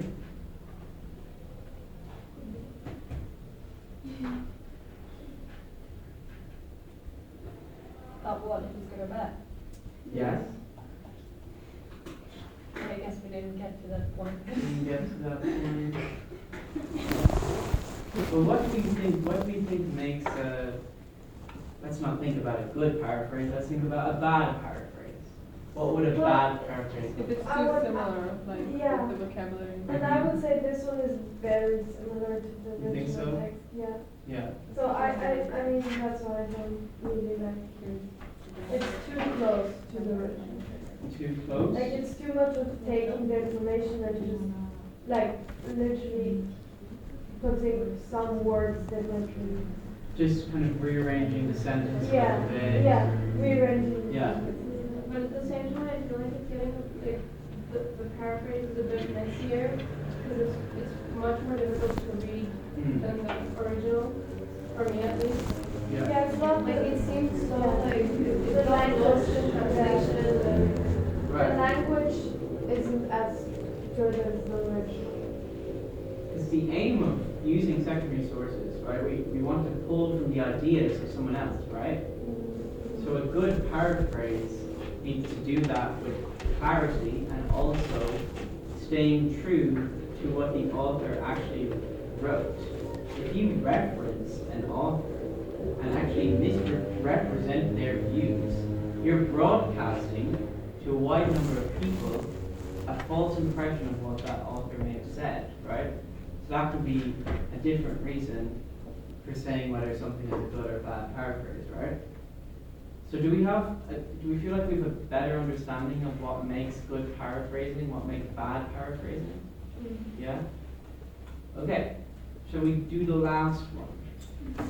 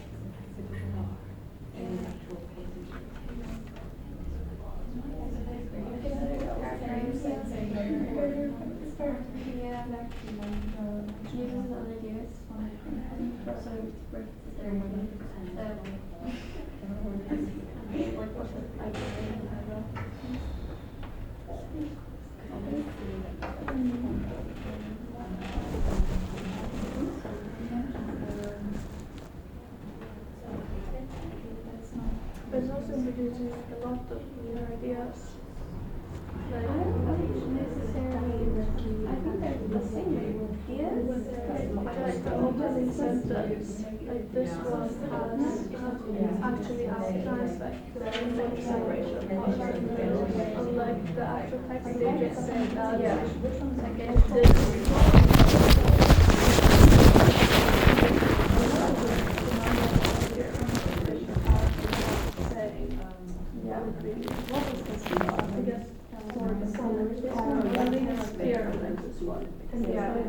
Do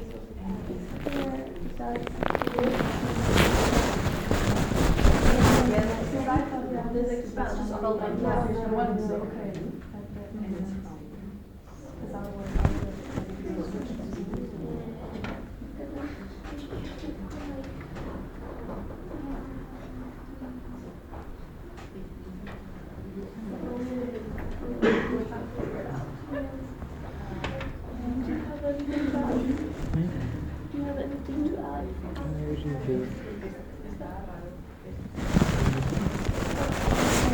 think it's paraphrasing. Yeah. We're saying that it's good that they're expanding on the concepts already stated in the quotation and the other one summary. It's also using a lot of these words directly from the original text. And they need It's not summary and a developed paraphrase. yesterday, skipping the Because concept. we have 3 examples and 3 summary, quotation, and paraphrase. It kind of summary. Not necessarily. No, okay. I mean, unless you see quotation marks, Oh, you okay.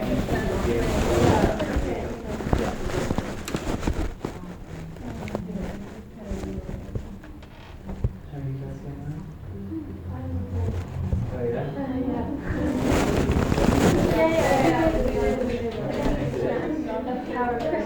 Think it's a paraphrase? Yeah. Also, it's But I would say it's also kind of combination. I feel like what does here is more analyzed at the top. And then the second part is kind of paraphrase what's in the above text. But like it's not as close to the text as we That's like what I'm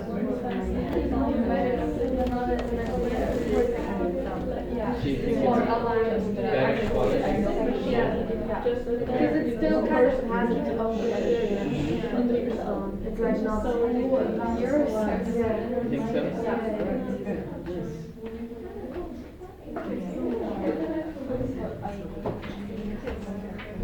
Have we all had a chance to read it, or do we need more time? More time? No? We're good? Okay, what do we think it was? Maybe we can go to this side first.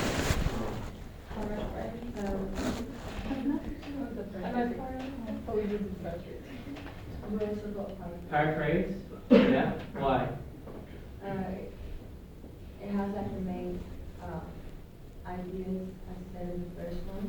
So it's not a summary because it goes into more detail about it.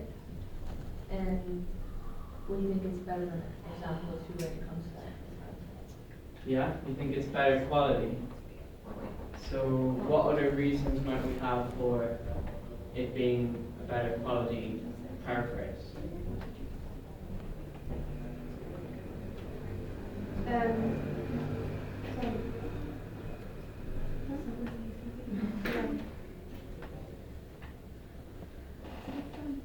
What do we think? Is this good or bad?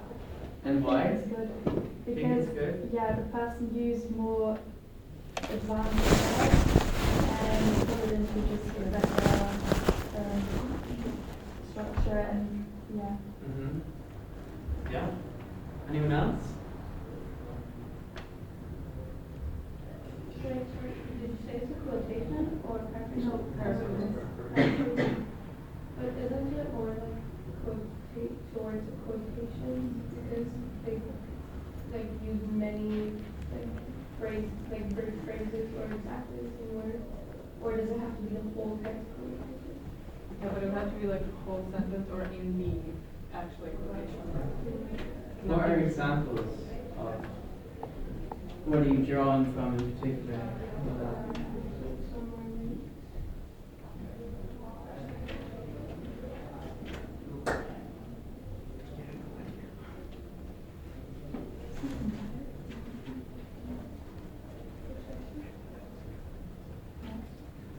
Aren't there direct and, like, is there I thought there was a difference between direct and indirect quotation, because maybe that's a, like, indirect quotation. Yeah, indirect. How would you define indirect quotation? Paraphrase. I mean, no. Yeah, because- but we in high school we did like direct and indirect. Yeah, but direct is like when you derive like actually the sentence, Yeah, and indirect is just paraphrasing. Oh, like for example, where it says the constitutional reviewer introduced, this would mean that judges have to engage in politics. Like, very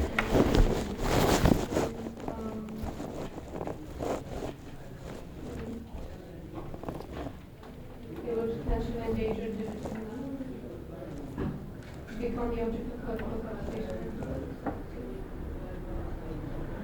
Do we think that's a direct quotation? What do we think that exercise was between those two sentences?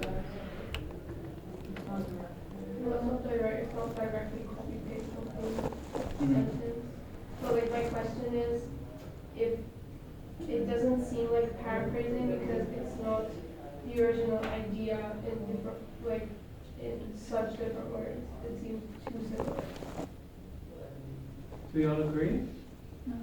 Maybe it was just a way to show us a good paraphrase and a bad paraphrase. Mm-hmm. But do we think that this sentence in particular constitutes maybe it's a bad paraphrase because it's too similar, or what do we think? Could you repeat the sentence? If constitutional review was introduced, this would mean that judges have to engage in politics. And why did you find that in the? It's in, Oh, yeah, it's like the last, yeah, the first paragraph and last. Become the object of political consultation and influence, the judges. And in the original text? It's the original first paragraph and last line. For me personally, like the way I view it is that if it's not like directly word for word, I don't classify it as a quotation, Yeah. but as paraphrase. Mm-hmm. Yes, I mean, that's Yeah, but it's a bad paraphrase, like that specific bit then. Do you think it could be improved in any way? That sentence maybe, or like to make it different, make it a little bit more different from the Mm. Yeah. You think so? Yeah. Yeah. There's definitely scope for that as well. Yeah. Did you ever see this? Nothing? Okay. Yeah. But I mean, at the end of the day, yes, there definitely could be room for improvement in this. But at the same time, I wouldn't treat this exercise as a semantic exercise. Because if you're looking at it purely from the view of language similarities, then you're already kind of starting from the wrong foot, right? You should be thinking, if you read this block of paragraph, very first one, and if you thought of the ideas that are really coming just after one read of it, then how would you communicate those ideas in your own words?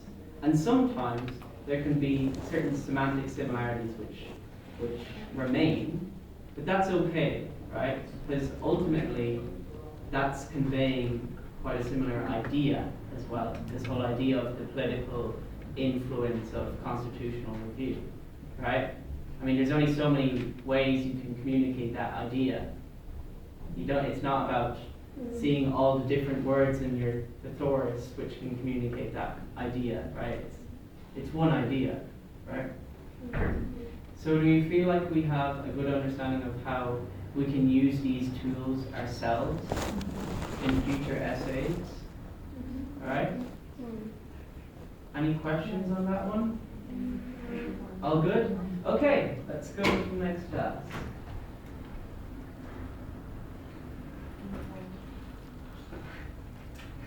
Okay. So, can someone maybe exercise the skills we learned in the last lesson and summarize what this task is asking of us to do? So basically it's giving us like different scenarios, Mhm. and we need to say whether it goes against the regulations and rules that are in the European Law School articles. Yeah, exactly.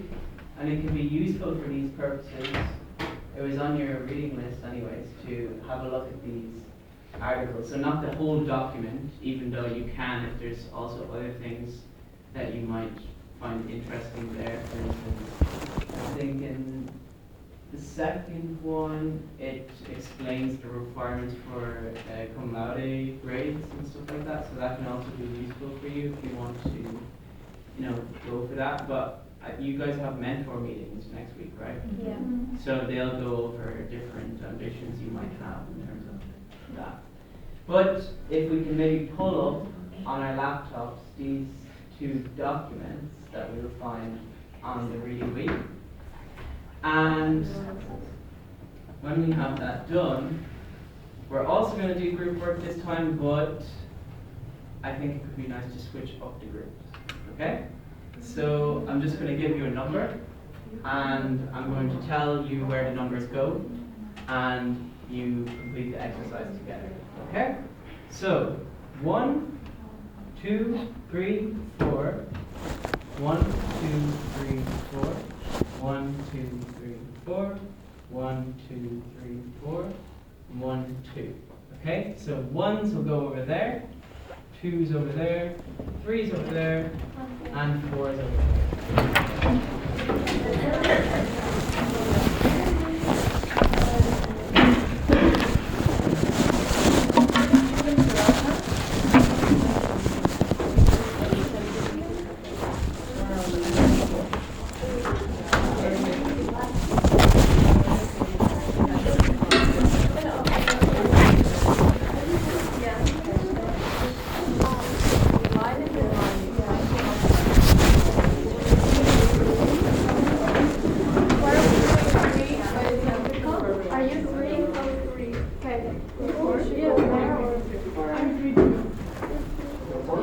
Oh, I knew I smelled pasta.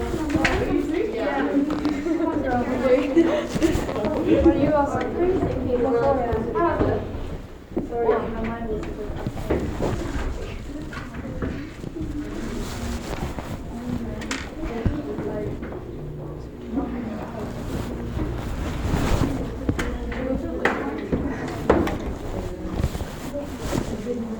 So there's 5 different scenarios here. So how long do you have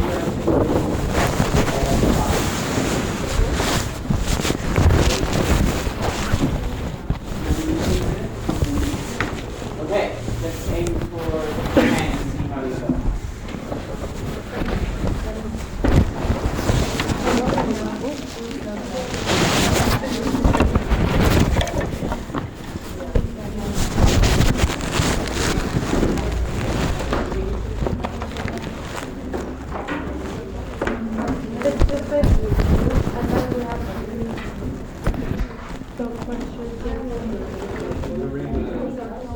like how you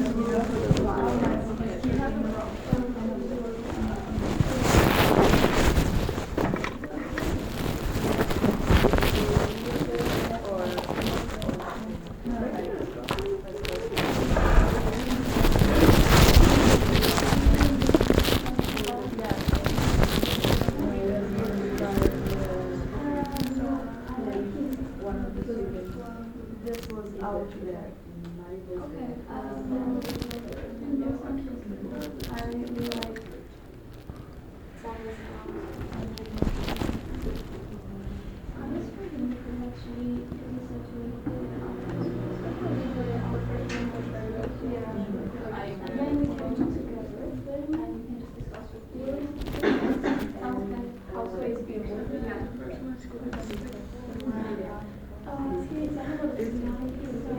The first day. Oh, yeah. Oh, one second.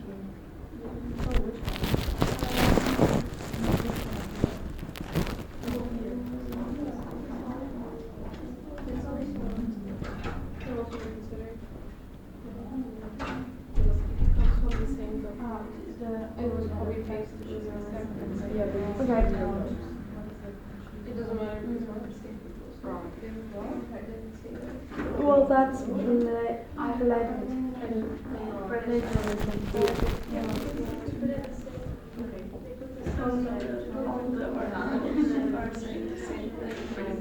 Yeah. Yeah, because they said like copy paste this software, so they said like copy paste the same paragraph. Yeah. So I think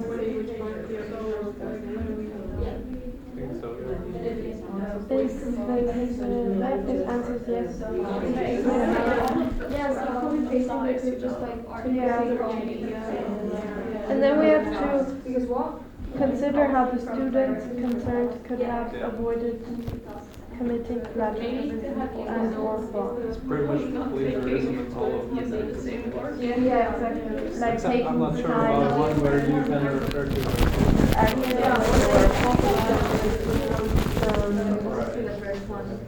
and partying less. Yeah, I think the second one also said about something. The one you said about sharing something collaborate. Right, A branch of culture.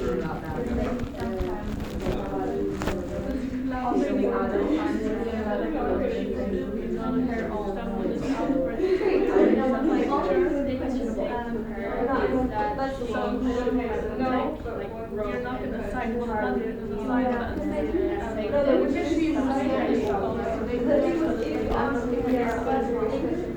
Yeah, but the thing is, well, yes, but the thing is, they say in the thing that What do you think? you have to do What do you think? everything About the third alone, one? like you can't About the collaborate. third one? So what they would This have one, yeah. should have done is they should have said, okay, well, Is it neither of us is plagiarism going if to you copy can- paste any of this into our text, you know. So like, I mean, it's not, they probably didn't mean anything bad, but it's still, like, it's still wrong, and they should have taken that into account, but, and just, like, they should have elaborated that. There's a point here. Yeah, yeah. It's number 3. It says submits own work that has been previously submitted and graded for recycling. Alright, so yeah. Turns out it is. Where you found it? The reading? Oh, Yeah, it's regulation Okay, alright. on the article.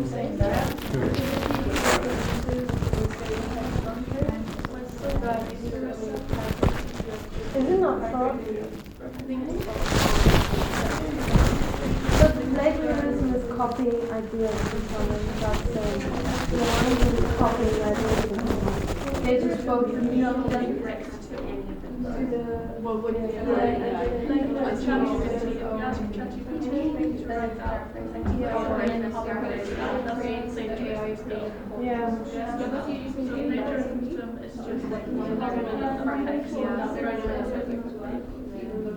Yeah.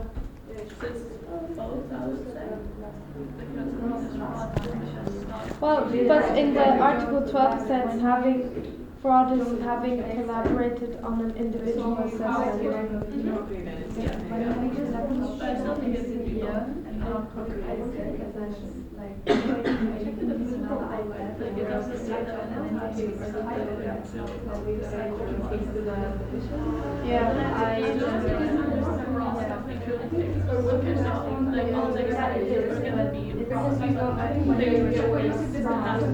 Last one is also.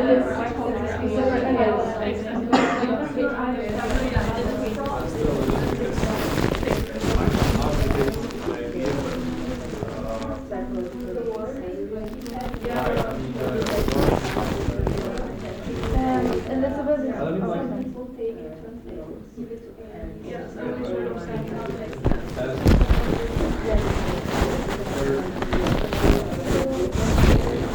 I don't know where is the word, like, where is the word, like, at some point.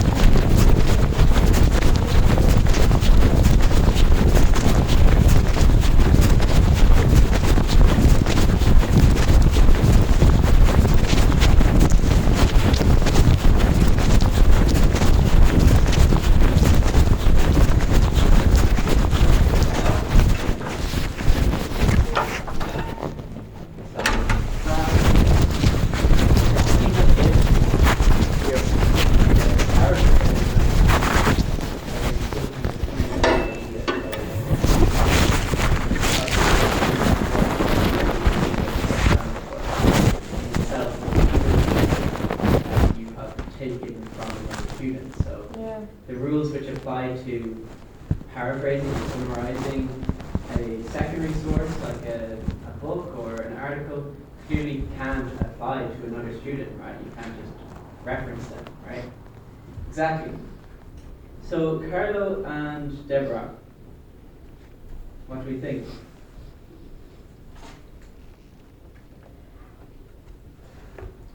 Yes, because they're collaborating on something and not using their own ideas. And also because they copy pasted it. Maybe if they use like the general point, the idea, then wrote in like different ways, then maybe it wouldn't have been plagiarized. But in this case, it says how they copy pasted the same exact paragraphs, which definitely counts as. Yeah. Do any guys, like for constitutional law or any other subjects, have like a shared notes document with other students? No? We did it in like for that challenge thing. Oh right, yeah. Yeah. But now no longer. But there, well, it's not any sort of violation. I think shared documents can be quite helpful if used correctly, especially if it's for exam prep, right?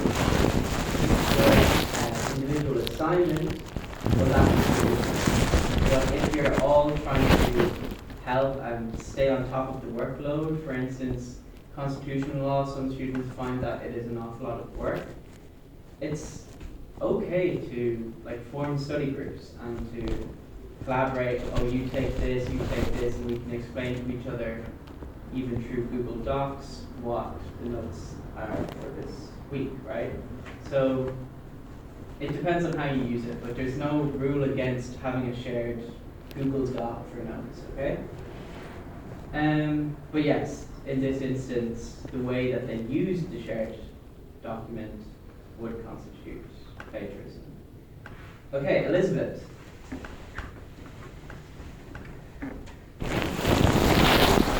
Plagiarism, as stated in Article 13,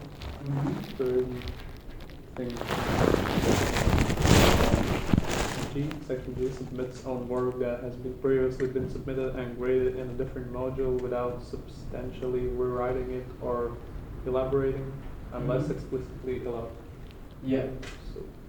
Exactly. And that can be a tricky one. I mean, some students might see that as plagiarism per se, but there's a specific term called self-plagiarism for it, okay? So, does anyone know the reason why something like this might constitute plagiarism? Because maybe different schools have different rules. And so like, maybe that's why, maybe it can be, different rules. And so like, it would not be acceptable in one school, but it would be another. Or maybe because like once it is like a file afterwards, it's on the end scope, even though it's here, there's a match between like the ideas. Exactly, so maybe it will come up still on plagiarism detectors. But any other reasons? They just want students to work and just copy paste their other works. It's like two different documents and the same information, the same words. Yeah. But I mean, if the topic is the same, isn't it technically your own ideas and you're gonna have similar ideas? Yeah. Because you stay the same person. Yeah. Like, unless you got extra knowledge. For example, here is bachelor's to master's, so maybe she can copy paste it but add the new knowledge she gained. But I don't feel like it should be plagiarism unless it's like exactly copy pasted. But it's also been graded and like overlooked by professors in the same institution. So most likely she has received feedback on it and things that are good and things that are bad. But it doesn't say that she got feedback, because it's only like she wrote a paper on that same subject. Yeah, I was thinking maybe she did her bachelor's in one university and then master's in the other. Yeah, maybe, but she might still have received feedback, and it's the same principle. No, because if she didn't get any feedback, it was just in her notes like an essay, then it's like, I wouldn't consider it to be plagiarism. But I'm also getting like a hypothetical Yeah, example. like if I was like, yes, but if not, then I would say no. So if she had to submit the essay for some sort of assignment in her bachelor's, Yeah. you would say, but if it was just a personal Yeah, essay, yeah, because no one would know, like actually. Yeah. Yeah. fair enough. Yeah, I think that's fairly reasonable. I mean, the main purpose of this whole idea of self-plagiarism is that you're awarded university credits for when you complete a module or a course, right? So if you are using a piece of work to acquire university credits in one institution,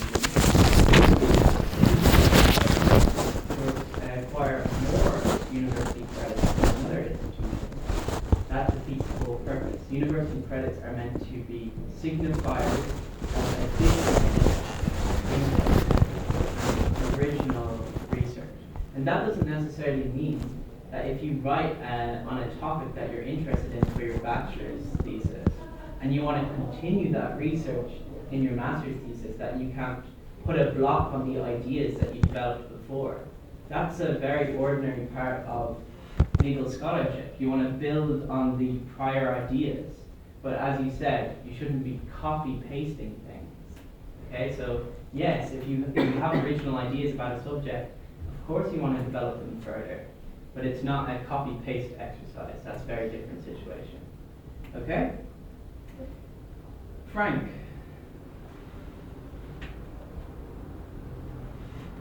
Plagiarism.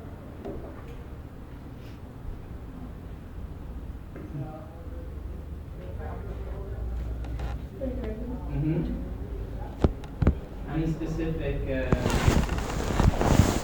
article you can point to in the university guidelines?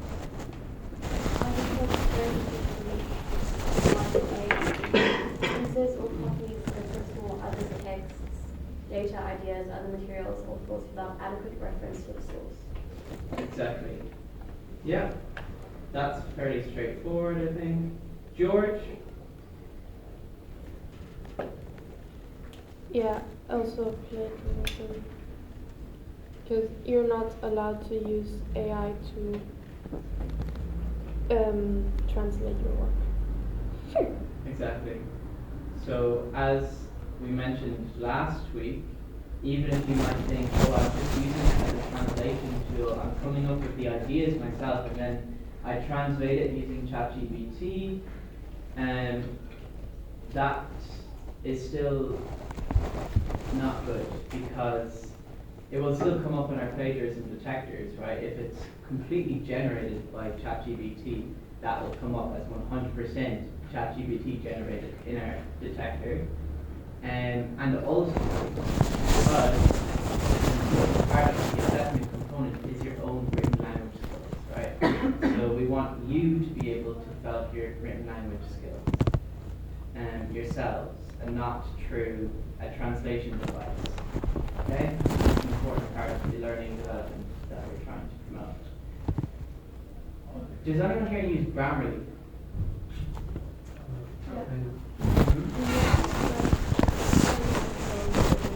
Yeah. Sorry?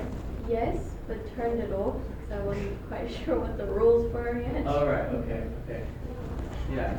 So, I've never used Grammarly. I don't know exactly how it works per se, but what we were told about Grammarly is that there's different functions available. You have the kind of functions which work a little bit like how your Microsoft Word does in terms of underlining sentences or suggesting corrections to sentences. That is okay. So that's kind of a normal Word document. But there's also that aspect of Grammarly which AI generates the sentence for you. So this complete AI regeneration of your sentence, that function would not be okay. I'm not sure if one part is paid for and one part is not. Oh, right, okay.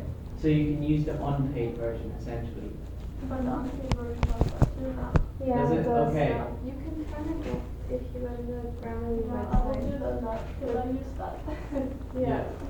Yeah. Okay. So yeah, we encourage you. I mean, it's okay if you have the underlining, squiggly underline for mistakes, spellings and stuff, but not any AI generations of what you're saying. Right? Is that the last one? Okay. Let's see. Right. The last exercise is looking at our next Pebble Pad. Okay? So maybe we can just open up Pebble Pad on our laptop and go to task 3. So as I said at the start of class, you guys have already submitted your essays, but now what we're going to get you to do is to reflect on a fictitious student's essay and to provide concrete evaluation. So if you go into PebblePad,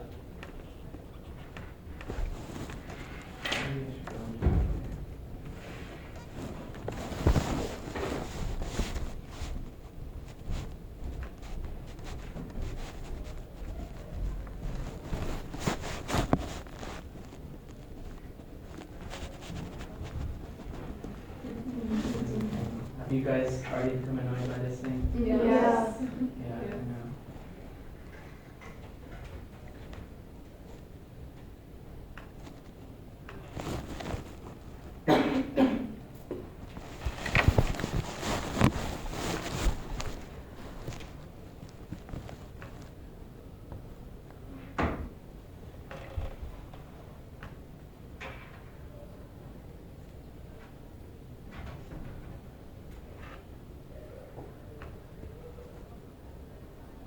Okay, task 3.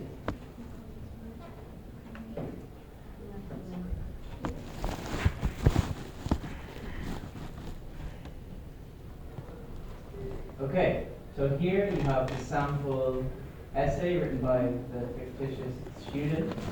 The aim is for task 3 to read through the task, and this is the rubric that you guys get graded on. So this is what I have to fill out for all you guys. This rubric here.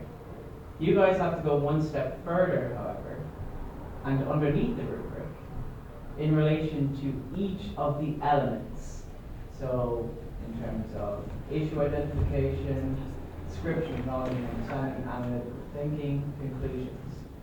For each of them, you need to justify the reasons for what you choose. Ideally by really bringing it into context with the essay itself, so drawing on what was written in the actual essay. So the deadline for this, I think, is next Friday? 27th. Yeah, next Friday at 5:59 as well, right?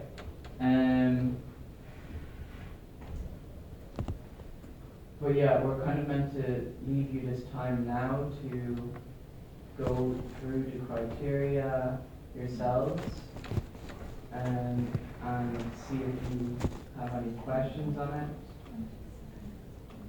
Like, how do you want us to structure it, like an essay? More of like a paragraph?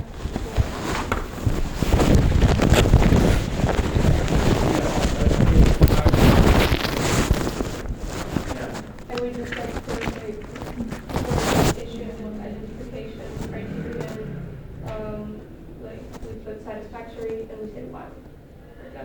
Yeah, well, the answers to what you think it is. Yeah, exactly. You have to justify why. Sorry, can we just write, for example, for the instruction organization, like point, and then just... No, don't do bullet points. So it's meant to be written in a narrative style. Yeah. Right? So you have to write it in a narrative style, not just in bullet points. Yeah, no, and then like a double point, like a. Oh yeah, a colon. Yeah, and then like a text, and then the next one, is that fine? Yeah, Okay. that's okay. And also, like, we can select them from the table, because they have the function to select them. Yeah, this is what you're meant to select. And then when you But then we select, have to refer back to it. yeah, that's the idea. You select from the boxes, from the rubric, and then you can find justification. Yeah. Actually, to come back to your point, because I'm reflecting on this whole idea of writing it in a narrative style, so don't make it look as blocky, okay? So try to have it flow more as an essay kind of form, okay? Yeah? Okay? Do you guys feel like you want to read through the essay now and maybe start on the assignment already, or? That's fair enough. Okay, well in that case, I'll leave you guys to do that at home.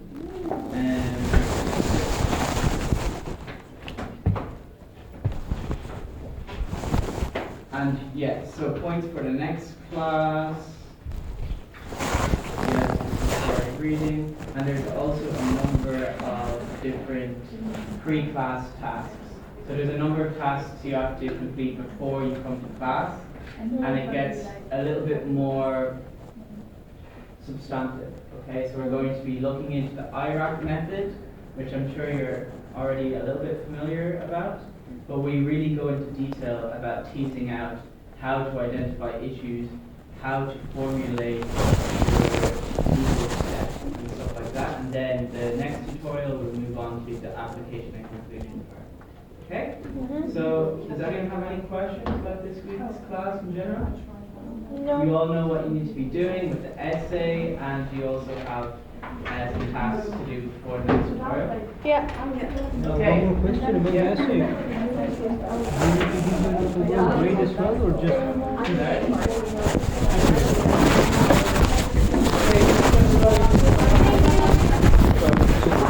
If I understand correctly, you need to, for example, this, I take this with a grade and this grade, right? Yeah, you click on the box you think it falls under, and then yeah, you go down to this part and you explain in a narrative style. Yes, now after I've done that, do I need to give an overall grade for the entire section? No, no.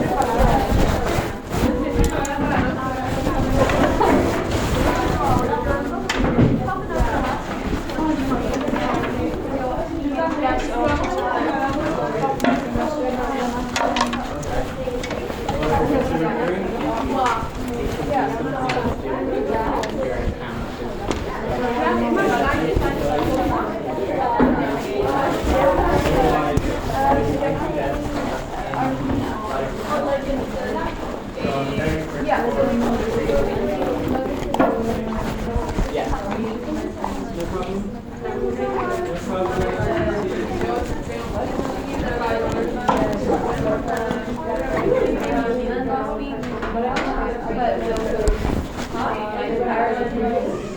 I'm just going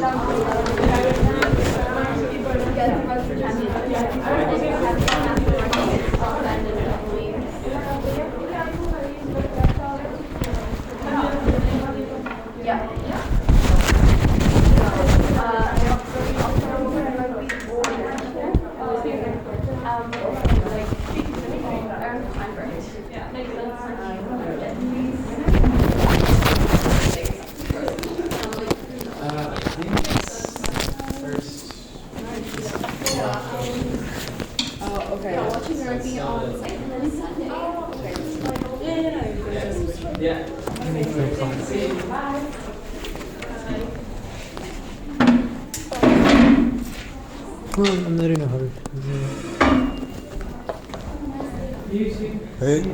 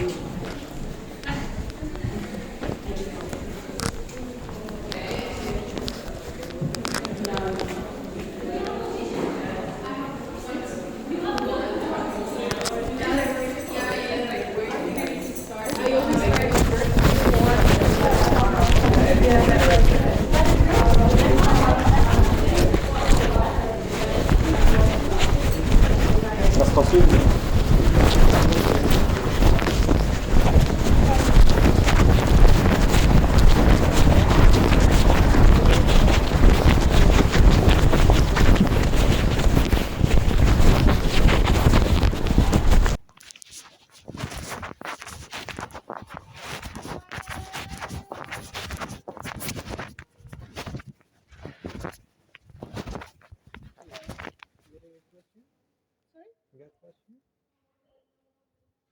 You're not in my class?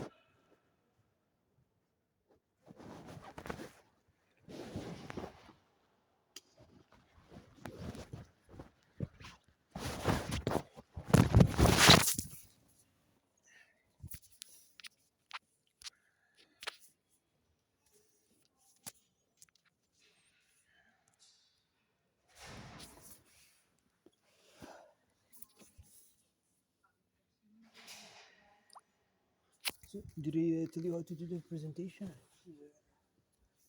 If I prepare the presentation? No, we're in the same group, right? Yeah. So, did it say anything last class about how to do it, or? No, like he just say we have to do the task, and that's it. Ah, okay. So. He didn't say anything.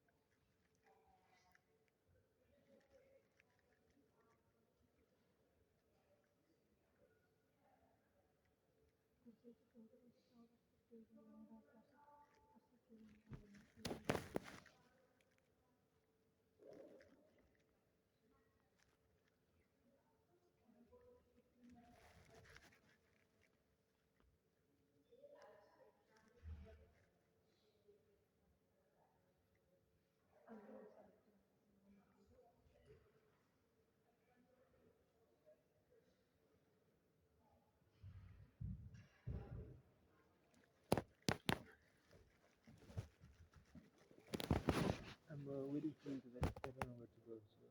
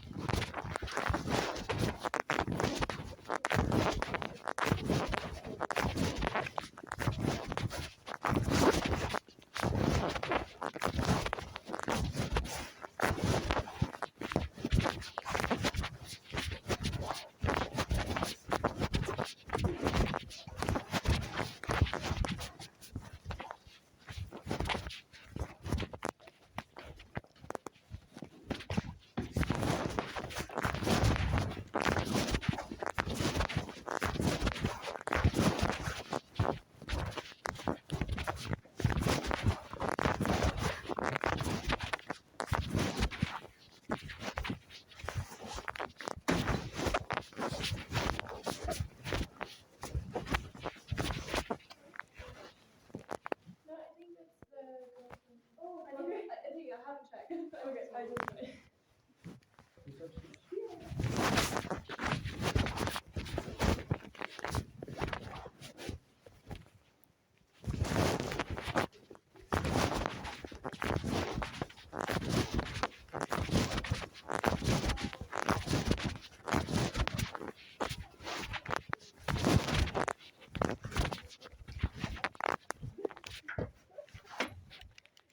I thought that was good at it. I was getting better at it. And then, huh? Do you mean this? Or did you try to say that? No, he hadn't had a clue what I was trying to say. I'm trying to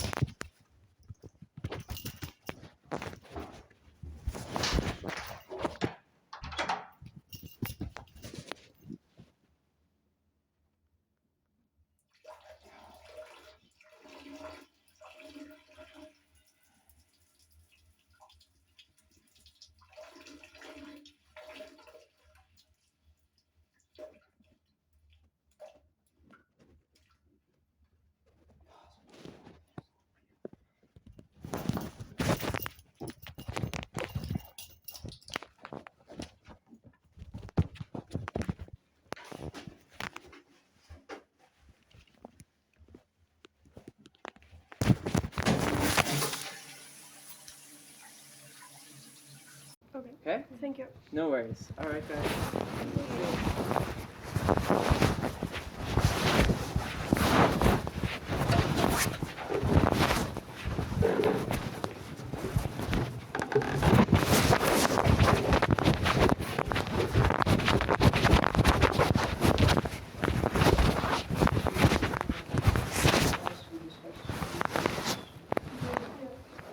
It makes classes more like you explain better, I think, and then that's what we